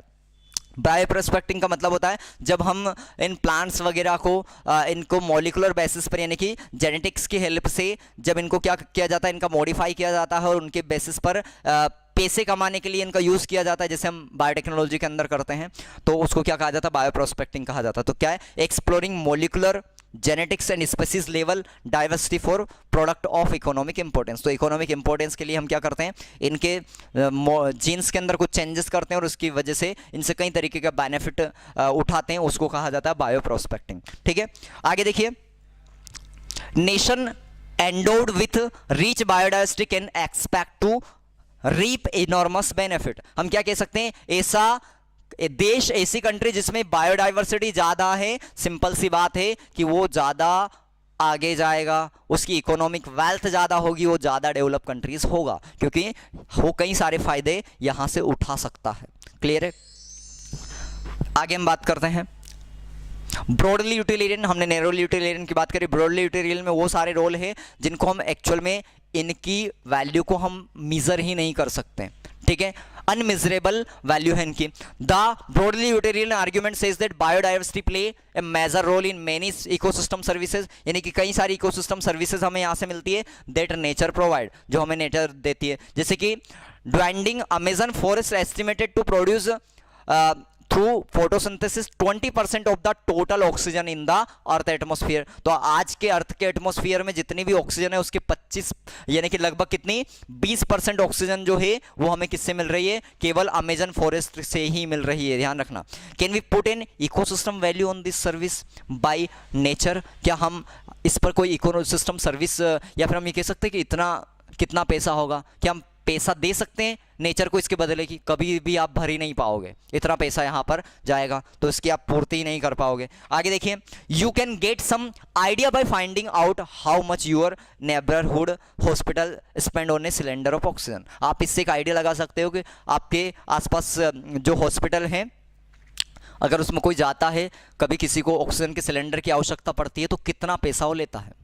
आपने भी कोरोना के टाइम पर देखा होगा कितना ज्यादा पैसा लिया गया है एक एक ऑक्सीजन का सिलेंडर का। तो सोचे अगर हमारी नेचर जो है हमसे गुस्सा हो जाए, वो मना कर दे कि नहीं मुझे ऑक्सीजन प्रोवाइड नहीं करना, तुम मुझे लगातार खत्म करते जा रहे हो और मुझे आज से तुम्हें ऑक्सीजन नहीं देना है, तो सोचो हर एक इंसान को कितना पैसा देना पड़ेगा ऑक्सीजन के बदले। क्या इतना पैसा हम पे कर सकते हैं? हमें समझने वाली बात है। तो हम कभी भी नेचर का ये जो कर्जा है, एक तरीके से ये जो सर्विसेज है, इनको कभी भी हम नहीं दे सकते हैं नेचर को, या फिर हम ये कह दें कि इसका मोल कभी नहीं चुका सकते हैं। इसलिए हमें क्या करना चाहिए, हमारी बायोडाइवर्सिटी को, हमारी नेचर को कंजर्व करना चाहिए और सारे बायोलॉजिकल वेल्थ को हमें बचाना चाहिए, ठीक है। आगे देखिए, हम बात करें pollination, without which plant can not give us fruits और सीड्स। पोलिनेशन के बिना प्लांट ना तो हमें फ्रूट देंगे और ना ही हमें बीज देंगे, तो ये बहुत ज्यादा इंपॉर्टेंट सर्विस होगी। क्या हम पोलिनेशन बिना एनिमल्स के करवा सकते हैं प्लांट का? कभी पॉसिबल ही नहीं है, ध्यान रखना, ठीक है। यानी कि हमारी इकोसिस्टम की सर्विसेज है, उसके बिना सारी चीजें पॉसिबल हो ही नहीं सकती। Ecosystem provide through pollinator layer, बीज, बम्बल बीज, बर्ड्स एंड बेट्स, ये सारे जो हैं हमें अलग अलग प्लांट्स के पॉलिनेटर होते हैं और ये हमें इकोलॉजी, हमारी नेचर, ये सर्विसेज है, ठीक है। तो यानी कि what will be the cost of accomplishing pollination without help from natural pollinator? अगर हम नेचुरल पोलिनेटर का हेल्प ना लें तो कितनी ज्यादा इनका मोल हो सकता है, क्या हम अंदाजा लगा सकते हैं? नहीं लगा सकते हैं।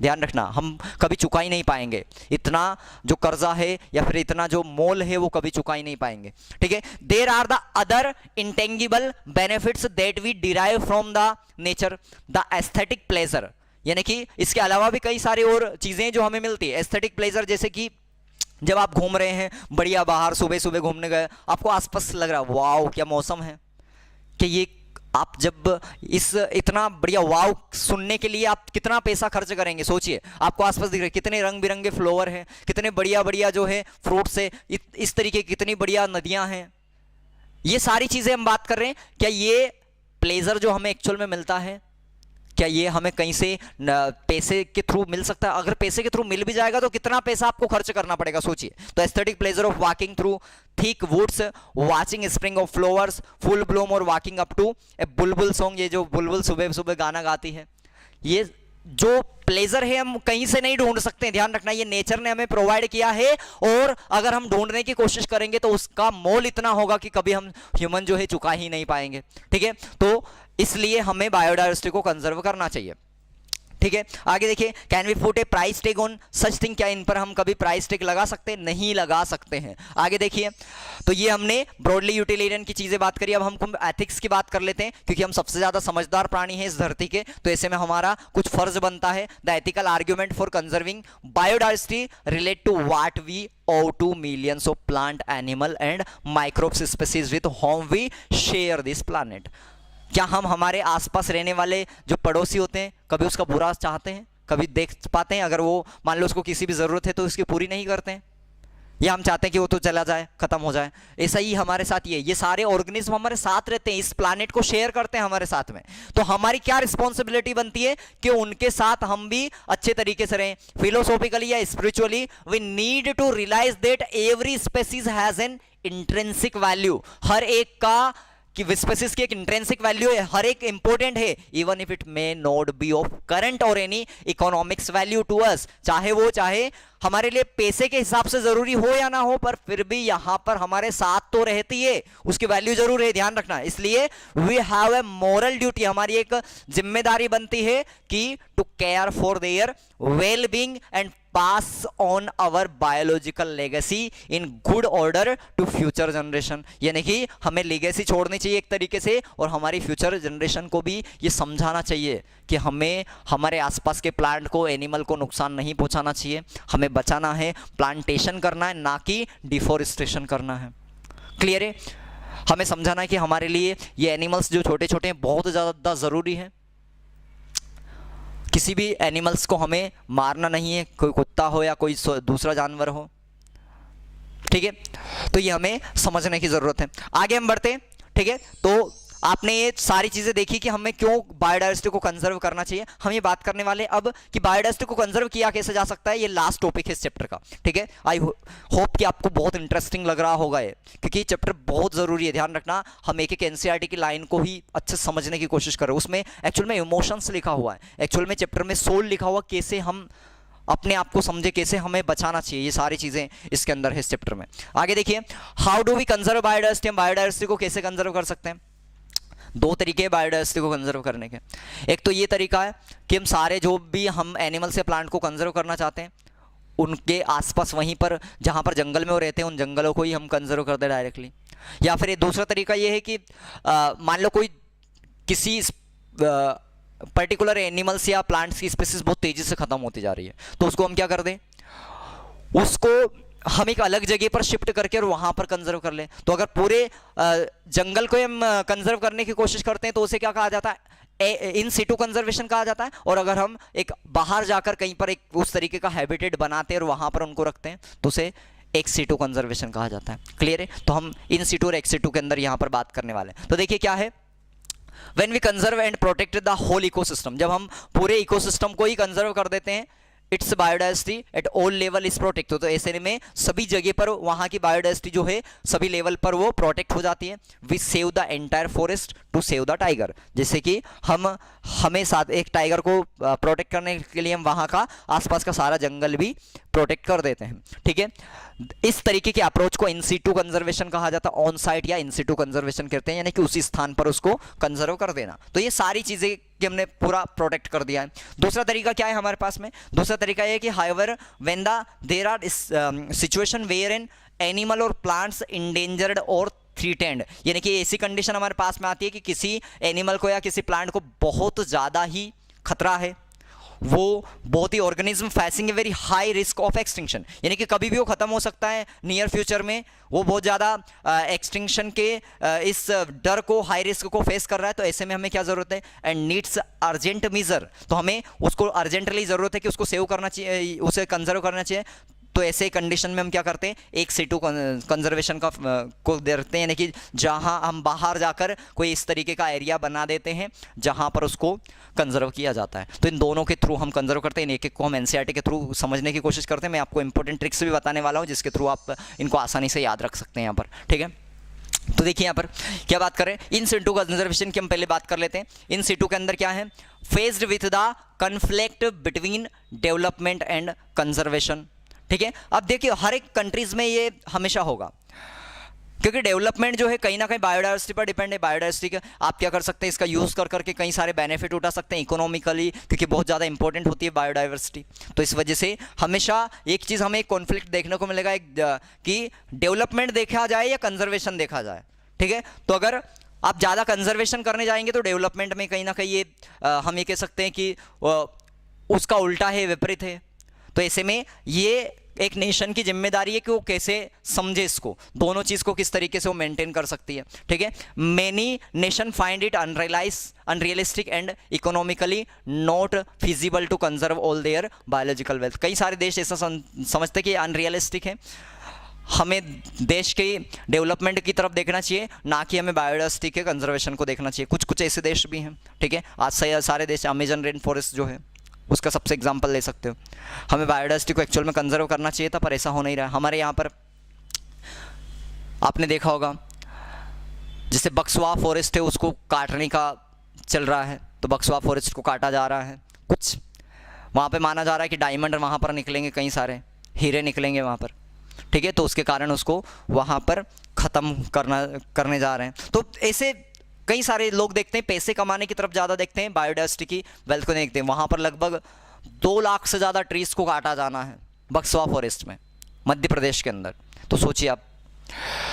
आगे हम बात कर रहे हैं, invariably the number of species waiting to be saved from the extinction far exceeds the conservation resources available। तो हम यहाँ पर बात कर रहे हैं कि किस तरीके से हमें फोकस करना चाहिए, बायोडाइवर्सिटी को इसके थ्रू करना चाहिए, कंजर्व करना चाहिए। On a global basics this problem has been addressed by eminent conservationist. और आज के टाइम पर हमारे जो इकोलॉजिस्ट है या कंजर्वेशनिस्ट है, आज ग्लोबल लेवल पर उन चीज़ को समझ चुके हैं और वो हमें बताते हैं किस तरीके से हमें कंजर्व करना चाहिए बायोडाइवर्सिटी को।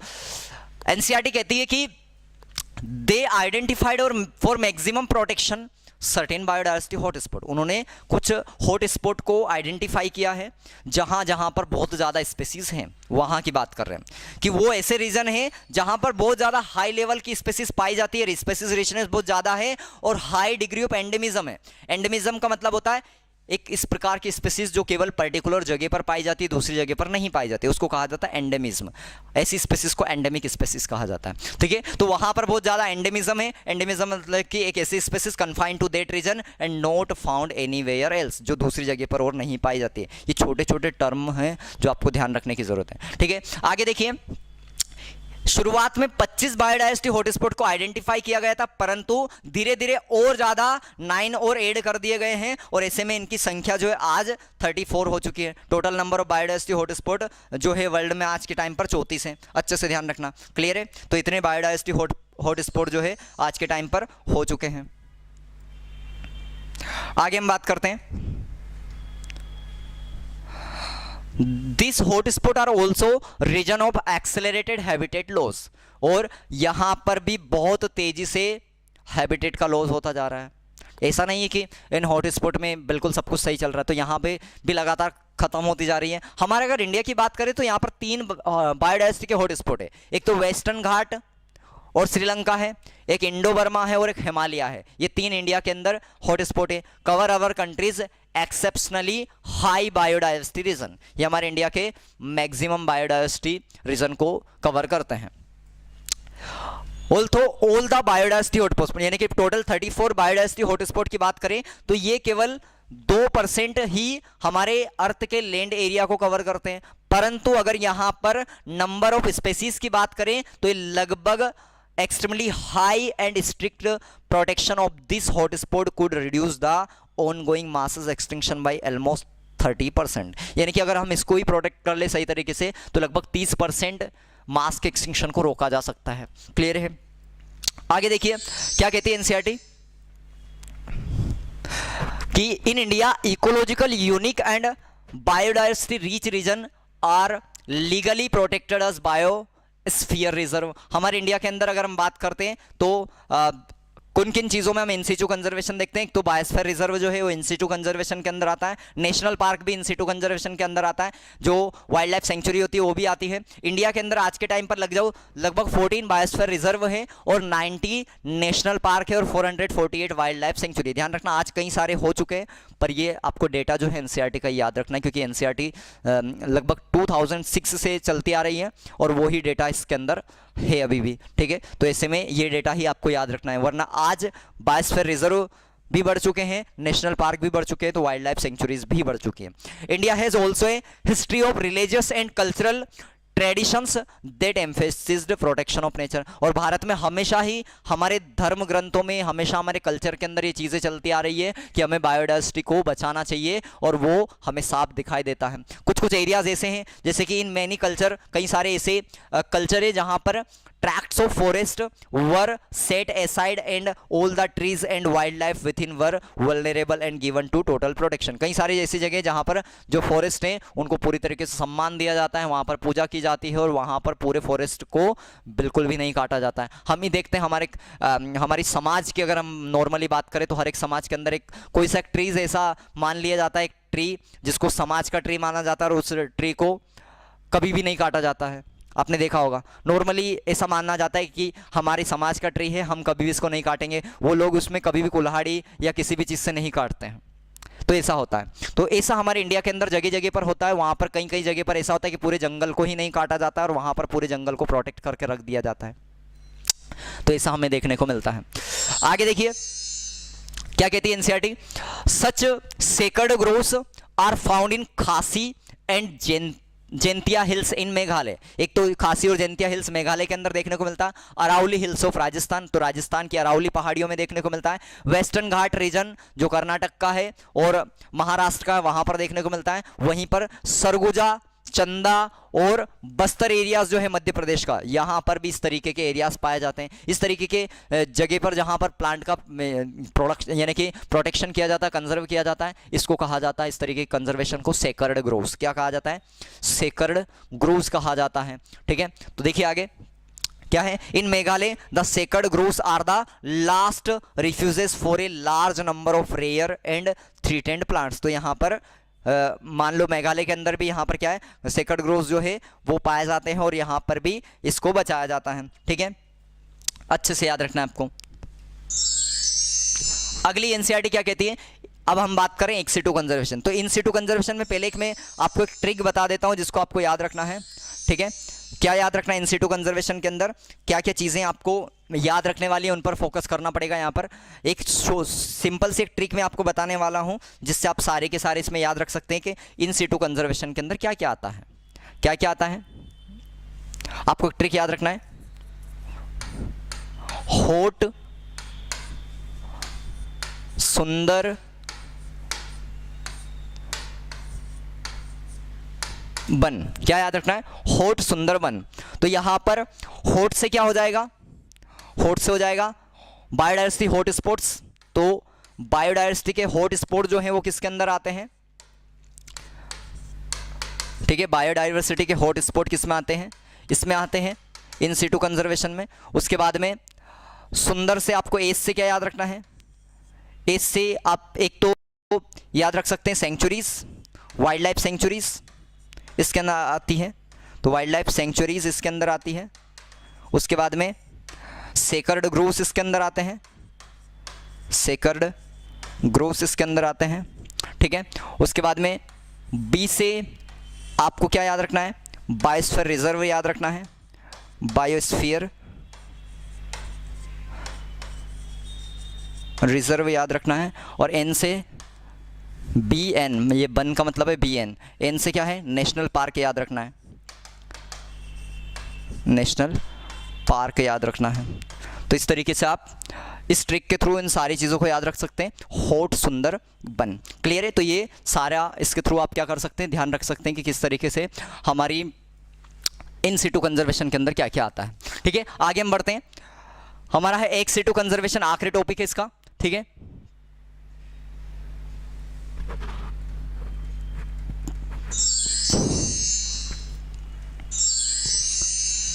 ठीक है, एक सिटू कंजर्वेशन पर हम जाते हैं। Ex situ conservation in this approach threatened animals and plants are taken out from their natural habitat. यहां पर क्या किया जाता है, जिनको ज्यादा खतरा है, इंडेंजर्ड ज़्यादा है, जिनको ज़्यादा खतरा है, उनको उनके हैबिटेट से बाहर निकाल दिया जाता है and placed in special setting, और ऐसी जगह पर रखा जाता है, एक स्पेशल हैबिटेट उनके लिए बना जाता है, where they can protected and given special care. उनको बहुत अच्छे तरीके से रखा जाता है और उनको एक स्पेशल केयरनेस दी जाती है जिससे कि वो खत्म ना हो। ठीक है, आगे हम बात करते हैं, जूलॉजिकल पार्क है, बॉटनिकल गार्डन है और वाइल्ड लाइफ सफारी पार्क है, सर्व दिस पर्पस। ये सभी इस पर्पस को फुलफिल करते हैं, सभी यहां पर इसके अंदर आते हैं। आगे देखिए तो जूलॉजिकल पार्क है, बॉटनिकल गार्डन है, वाइल्ड लाइफ सफारी पार्क भी इसके अंदर आते हैं, यानी कि एक्सिचो कंजर्वेशन में। There are many animals that have become extinct in the wild but continue to be maintained in zoological park. और ऐसे कई सारे एनिमल हैं जो कि लगातार अपनी वाइल्ड एरियाज में तो खत्म हो चुका है, पर आज भी वो हमें इस तरीके के एक्सिटू कंजर्वेशन के अंदर मिलते हैं, प्रोटेक्टेड एरियाज के अंदर आज भी मिल जाते हैं क्योंकि उनको बचाया गया है। ठीक है, तो आगे देखिए, in recent year ex situ conservation has advanced beyond keeping threatened species in the enclosures. आज के टाइम पर जिनको ज्यादा खतरा है, जो थ्रेटेंड स्पीसीज है, उनको बचाने के लिए और ज्यादा एडवांस हो गया है एक्सिटू कंजर्वेशन। किस तरीके से एडवांस हुआ है? आज के टाइम पर कई सारी स्पीसीज जो है उनके गैमेट्स को प्रिजर्व कर लिया जाता है। देखिए जैसे now gametes of threatened species, जो थ्रेटेंड स्पीसीज है उनको ज्यादा खतरा है, can be preserved in viable and fertile condition for long period, यानी कि लंबे समय के लिए वायबल तरीके से या फर्टाइल तरीके से उनको कंजर्व करके रख लिया जाता है और उसको आसानी से कंजर्व किया जा सकता है। जिस मेथड को क्या कहा जाता है? क्रायो प्रिजर्वेशन टेक्निक्स कहा जाता है। तो क्रायो प्रिजर्वेशन टेक्निक्स के थ्रू उनको क्या कर लिया जाता है? उनके गैमेट को प्रिजर्व करके रख लिया जाता है। ठीक है, आगे जाकर अगर हम बात करें, eggs can be fertilised in vitro fertilisation. In vitro fertilisation के अंदर एग को भी क्या कर दिया जाता है? उसको भी फर्टिलाइज कंडीशन में यानी कि फर्टिलाइजेशन किया जा सकता है। And plants can be propagated using tissue culture method. जो प्लांट है उनको टिश्यू कल्चर मेथड के थ्रू प्रोपेगेट करवाया जाता है। ये सारी एडवांस टेक्निक्स है आज के टाइम पर जो बायोटेक्नोलॉजी के थ्रू विकसित हुई है ज्यादा। ठीक है, seeds of different generation strains of commercially important plants can be kept for long period in seed bank. और जो बीज है उनको भी क्या कर लिया जाता है? आज के टाइम पर सीड बैंक के अंदर कंजर्व करके रख लिया जाता है। ठीक है, लंबे समय के लिए वो रहते हैं फर्टाइल तरीके से। ठीक है, आगे हम बात कर रहे हैं, biodiversity knows no political boundaries. Biodiversity कोई पॉलिटिकल बाउंड्रीज नहीं जानती है, and its conservation is the reference is there for a collective responsibility of an all nations. तो जितने भी देश है आज सभी की ये रिस्पॉन्सिबिलिटी है, एक साथ मिलकर साथ में आए, बायोडाइवर्सिटी को कंजर्व करें, क्योंकि ये कोई पॉलिटिकल इश्यूज नहीं है, यहाँ पर कोई पॉलिटिकल बाउंड्रीज नहीं होनी चाहिए। हमारी नेचर है, हम सबको मिलकर इसको कंजर्व करना चाहिए। ये हमारी देश के हर या फिर सारे देश के जो लीडर हैं उनकी ये रिस्पॉन्सिबिलिटी होनी चाहिए कि हर एक जो है वो बायोडाइवर्सिटी को कंजर्व करे। ठीक है, और इसके लिए जो भी मेजर्स लेने चाहिए वो लें और साथ में ही मिलजुल कर काम करें। हमेशा यहाँ पर कभी भी फ़ायदा ना देखें जब भी बायोलॉजिकल डाइवर्सिटी को बचाने की बात आए तो। ठीक है, तो आगे देखिए, the historic convention on biological diversity. जैसे अर्थ समिट की हम बात कर रहे हैं, एक अर्थ समिट हुआ इसके लिए बायोलॉजिकल डाइवर्सिटी को बचाने के लिए। ये रियो डी जेनेरियो के अंदर हुआ 1992 के अंदर। ठीक है, ये पहली बार वहाँ पर किया गया था 1992 के अंदर रियो डी जेनेरियो में, जो फ्रांस के अंदर आता है शायद। Called upon all nations to take appropriate measures. तो यानी कि यहाँ पर सारे देशों ने एक साथ हिस्सा लिया और इस सारे देश इसमें एक्चुअल में पार्टिसिपेट नहीं किया था, पर जितने भी देश ने पार्टिसिपेट किया था उन सभी ने एक यहाँ पर रिस्पॉन्सिबिलिटी ली कि हम सभी क्या करेंगे, मिलजुल कर काम करेंगे और हमारे बायोडाइवर्सिटी को कंजर्व करेंगे। And sustainable utilisation of its benefits, और उसके बेनिफिट्स जो उसको एक सही वे में उसका फ़ायदा भी उठाएंगे, परंतु उसका नुकसान हम ज़्यादा नहीं करेंगे, ये सभी ने सोचा। उसके बाद में दूसरा समिट की हम बात करें, इन्हें फॉलोअप, उसके बाद में world summit on sustainable development held in 2002। तो 2002 के अंदर हुआ, जोहान्सबर्ग साउथ अफ्रीका के अंदर हुआ। 190 कंट्रीज ने यहाँ पर पार्टिसिपेट किया। Pledged there commitment achieve by 2010। उन्होंने किया कि हम 2002 में उन्होंने देखा और उन्होंने कहा कि हम 2010 में क्या क्या चीज़ें जो अचीव कर लेंगे, हमारा टारगेट 2010 तक क्या होगा, वो सारी चीज़ें इन्होंने देखी। A significant reduction in the current rate of biodiversity loss at global, regional and local level. और इन्होंने कहा कि हम ये वादा करते हैं कि हम ज़्यादा बायोडाइवर्सिटी को अब लॉस नहीं होने देंगे। ठीक है, हमने इस चैप्टर को बहुत ही अच्छे तरीके से कवर कर लिया है पूरे चैप्टर को। तो आप तीनों लेक्चर देखें स्टूडेंट्स। अगर आपको लेक्चर जो है बहुत अच्छा लगा है तो बिल्कुल आप कमेंट जरूर करके जाएं, लाइक ज़रूर करें वीडियो को, और ध्यान रखें अगर आप किसी भी तरीके के आपके डाउट वगैरह हो तो उनको भी आप शेयर कर सकते हैं। आप लिंक डिस्क्रिप्शन में दे रखिए, आप हमारे इंस्टाग्राम पेज को जो फॉलो कर सकते हैं, और साथ में बायो रैंकर के ऐप को भी डाउनलोड कर सकते हैं। वहाँ पर कई तरीके के आपको क्वेश्चंस जो है वो मिल जाएंगे और आप क्वेश्चंस की प्रैक्टिस भी कर सकते हैं। मिलते हैं नेक्स्ट वीडियो में।